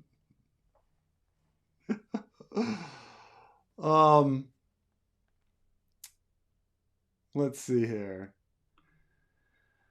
Siege towers and ladders on ships usually. I mean, I think, like, with ships you can, like, go past walls maybe and get into ports, and that's all important, But, like, once you raid, can you like, what, how, like, there is a city watch to Old Town. Like, I just don't know, like, realistically, if a bunch of pirates on ships can do anything more than raid and go back to their ships versus, like, actually take over a city and then hold it, like, occupy and hold. which is crazy. You know, it's frustrating because also like even envisioning like Theon taking Winterfell with like 20 dudes, like who's bringing him the food? Like there's a town outside. Like he's not holding that. How are they surviving? I don't know. You know, like obviously these Well, Preston, Crusader there's this castles. with that question. There's this idea of Theon taking Winterfell. There's this idea of the self-licking ice cream cone. I don't know if you've ever heard of it. No, that would be very dumb. Like obviously don't anchor your fucking ships up close. But like, yeah, there's no way Euron can really take Old Town unless he does that thing that you were theorizing about the Sea of Blood, bringing up krakens Well, from no. the deep. So I'm assuming that he destroys. I'm assuming that he thoroughly routes the High Tower and Red Wine Red like wine, fleets yeah. thoroughly. Hmm. Okay, so now he's got a bunch of ships. How does a bunch of pirates on ships occupy a city? You know, how is it done? You know, They so don't. so They can't. It's just right. no, they can't. Like that's not even their whole thing. Right. Would they just be raiding? So and the reason Hmm. I'm thinking about this is because Sam is in front of a glass candle, and that glass candle is like very, very useful to the story. And so the Ironborn Raiders are going to be they're going to be raiding different parts of the city at different times. I grant that. But would they be able to conquer and take the city when there's high tower forces, soldiers, everything, bannermen who would have armies that would come to Old Town and things like that. It's one thing just to like to we take it for granted in these video games where we just like take a city and then we have it and you're like, oh, okay, and you're like, well, how does that like logistically, how does that really work? Are you assigning Ironborn like wall duties? Like, are you, who's taking out the trash? Who's like, bringing about around food, things like that. He really needs that dragon from Daenerys if he's even going to hold anything or even get away with it. Because even if he doesn't hold Old Town, cool, they're going to want revenge. Just like in the aftermath of the Dance of Dragons with the Red Kraken, the Lannisters came back at the Ironborn hard for revenge. I know Yeah, we're yeah, going ahead of time, but that is a thing that happened. The Ironborn reaved the Westerlands, and the Lannisters came back at them incredibly hard to the point where they took one of the Greyjoy lords and castrated him and just made a mockery of him. You know what I'm talking about, right? yeah, yeah, yeah. So, but I've been trying to read at different times of like, especially like the taking of Malta and stuff like that. Like, how did the Arabs, for example, like take Malta and Florence and various cities and hold it for years? Like, what was the process, of the ships coming in and taking those cities? And it's hard. Like I don't know. Like people don't write about it. I would love a historian to explain like how like how Jerusalem was taken, by the Crusaders and things like this, but um, and then held for 100 years, you know. So I don't know. We'll have to figure it out. Figure it out. A lot of reading to be done. A lot of reading to be done. Um, Odds that free love George R. R. Martin forgot about STDs, especially when considering historical context. Lowercase is king. Baba Booey. Baba Booey. Baba Booey. It is weird that like there is. I mean, we hear about Horace Pox once, like in the story, but like with Randall Tarley gets upset about people taking, getting the pox. I guess people say pox ridden a lot. People dying of the pox, but is it always like, um, do they really mean STDs or do they just mean like a different pox, smallpox, for example? Um, lots of sunpox. So it is weird that there's so little discussion of STDs in the story. Like, why isn't Tyrion like constantly talking about warts? Stuff Did like you that. ever hear of the story, or I'm sorry, not the story, the theory of Cersei catching syphilis from Robert, and that is the reason why she's so fucking crazy and just always making bad decisions? Because if you have neurosyphilis, it can cause mental problems, irritability, depression, so on and so forth. Interesting. I've not heard that theory. How you know why you don't hear that theory is because you don't answer your fucking DMs or your emails. People are always sending me the most ridiculous theories, and that was one of them a long Well, time ago. now, like Lyanna in the Tower of Joy is actually blind from syphilis. Like Rhaegar gave her syphilis. No. Duh. Kyla's like a Cersei for menopause. Cersei's young. She's not old enough to have. You have to be an early onset of menopause. We forget that like everybody in the show is like in their everyone in the book is in their early to mid 30s. By the way, there are instances where a character in Ice and Fire has it. I think it was. I don't know if it'll be in Fire and Blood too, but isn't stated that like one of Egg's is it Egg's brother or not his father uncle died from epoxy caught from a whore, something like that. Oh really? Because like That's why it's there. It is. Darian the drunkard. I think so.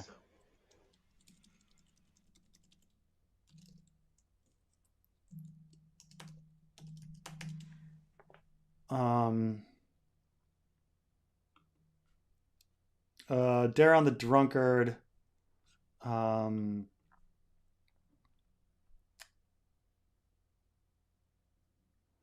yeah, okay. Darian died sometime reputedly from epoxy caught from a whore. Oh well. There's do you know about the misprint that's in A Feast for Crows about Daron versus Darian? That's The why I misprint. confused them for a second. So there's a so in A Feast for Crows, there's this misprint where in Samwell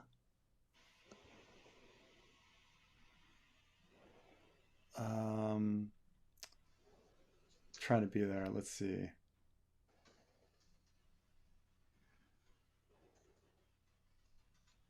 I think it's a misprint. It may be. Let's see here. I've got to find it. Da, da, da, da, da, da, da,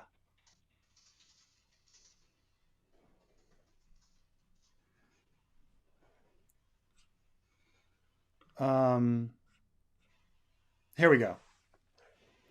So when Aemon is on his deathbed, he makes this speech. He says, "Death should hold no fear for a man as old as me, but it does. Isn't that silly? It's always dark where I am, and so why should I fear the darkness? Yet I cannot help but wonder what will follow when the last warmth leaves my body. Will I feast forever in the Father's golden hall, as the Septons say? Will I talk with Egg again? Find Darian whole and happy. Hear my sisters singing to their children." Now the reason this I'm positive the reason this slipped through is because Darian, the singer, is a major character in the Samwell story. So like an editor would see Darian and just be like, "Oh, that's fine." But it should be Daron, right? Like he should be talking about his brother Daron, because he just said, "Will I talk with Egg again? Find Daron whole and happy." Like Darian doesn't really make any sense in that context. Like, why would he think Darian was not whole and happy? Like Darian wasn't necessarily an unhappy guy. Like Daron, the drunkard, was unhappy. But it's this misprint that they've never fixed. in A Feast for Crows. But all right, been on here for 4 hours, so I'm gonna answer a couple more, and then I'll let her be on my way. Um, deep D. Let's see here.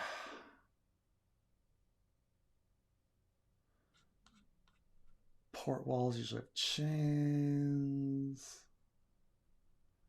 Theon's 20 good men. Oh man, back. Okay, here we go.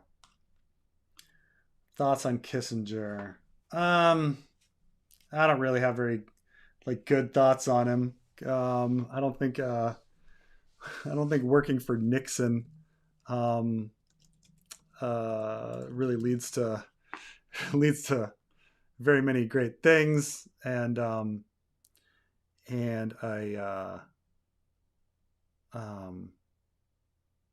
also, he supposedly has war crimes um, uh, against him. This is what people usually say. They say so people usually say that he's a war criminal because of his role in the destruction of Chile's democracy with and so they don't really like that. And they name a few other things about some people don't like his work with with the Iraqi Kurds and Turks of Cyprus, and there's claim that he sabotaged Lyndon Johnson's peace talks with Vietnam and all sorts of other stuff. So they and then so there's a lot that you can put on Kissinger's feet, but in general, I tend to think that Kissinger was Nixon's primary advisor, and Nixon was not a great guy, and so you can kind of probably blame it a lot on Kissinger. But yeah, not exactly a big fan. Not exactly a big fan.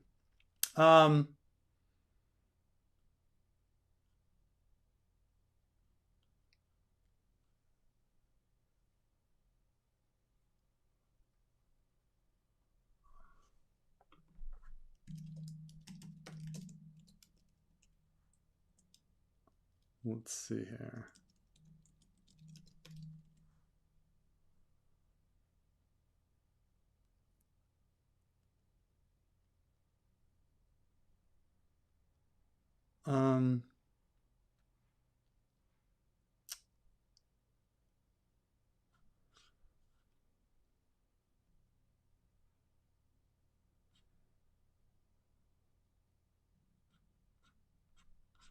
Hold on, I saw something interesting here.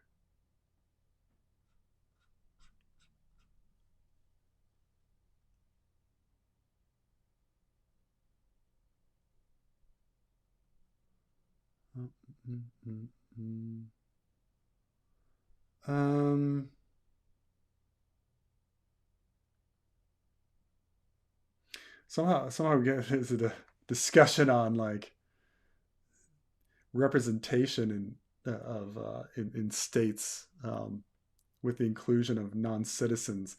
The thing is there's red states and blue states that both have massive immigration, so it's kind of a wash. So I don't think there's any policy on this. So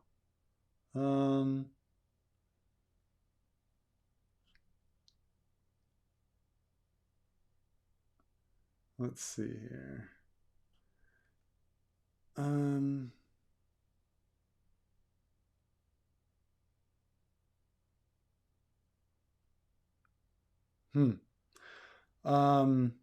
Anyway, don't really have too much here, but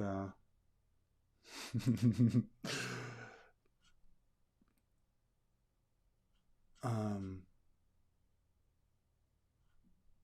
wow. Everybody started talking about immigration here at the end here. I see, Carmine, you're like, oh geez, What immigration happened? talk.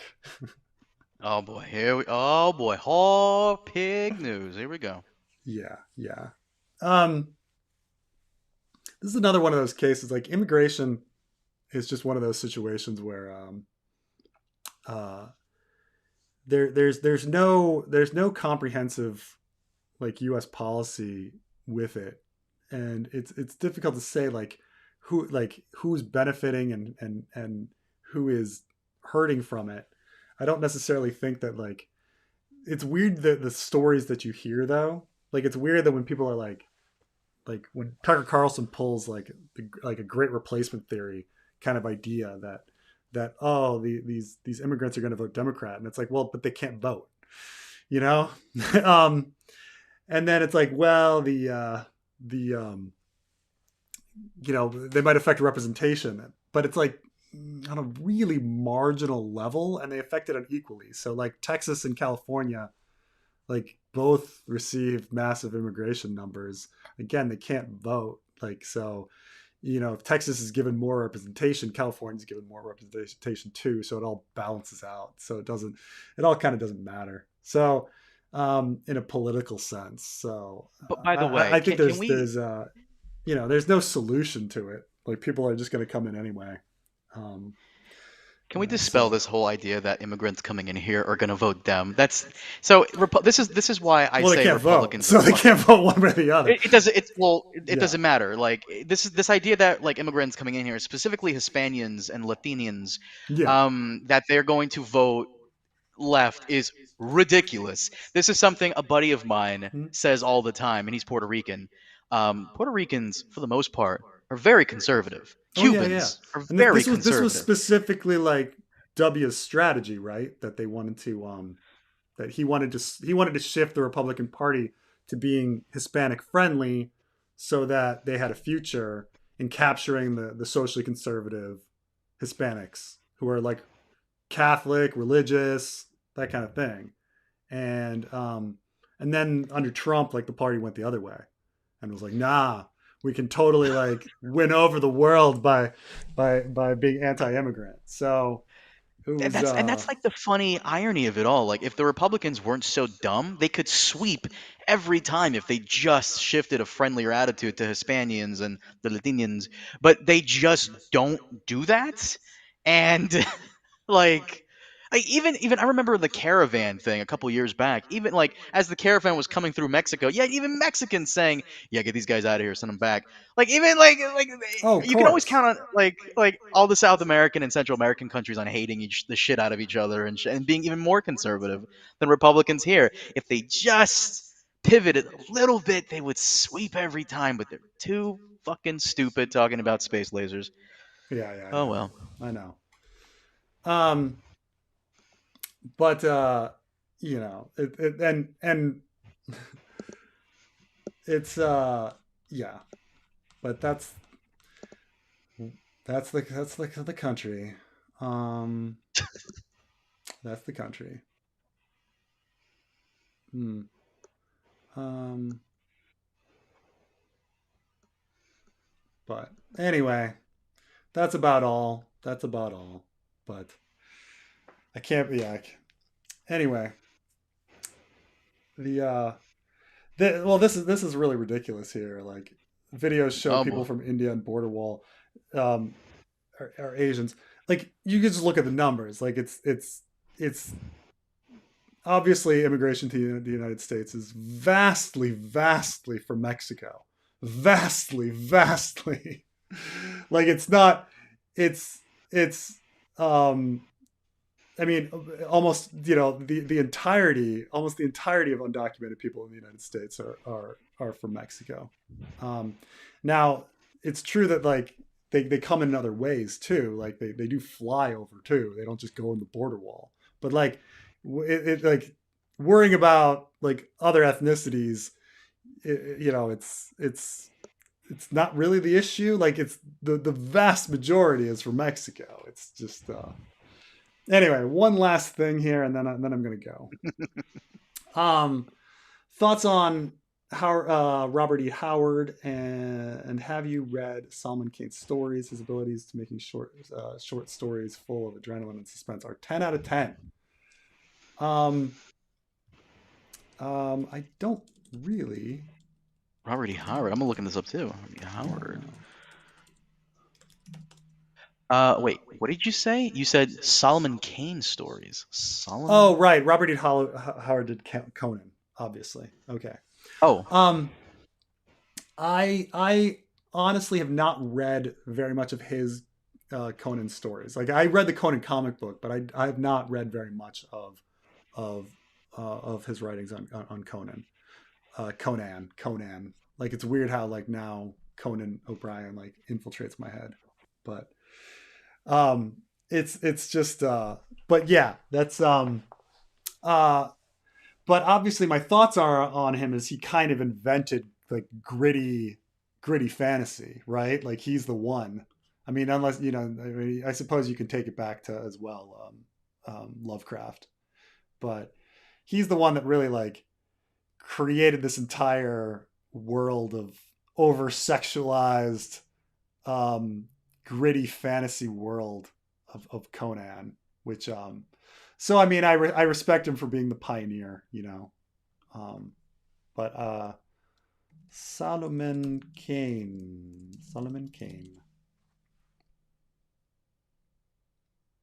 Oh, he's another pulp guy created by Robert E. Howard. Um, oh, geez, he looks like he looks like um, who's the guy that kills Dracula?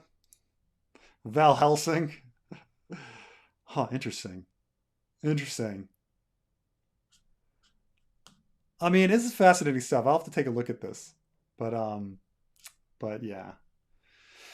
But but thank you all for being with me. I was on here 4 hours. Thank you, Carmine, for coming in and Of course. and being with me here. So I'll talk to you guys all later. Okay, bye.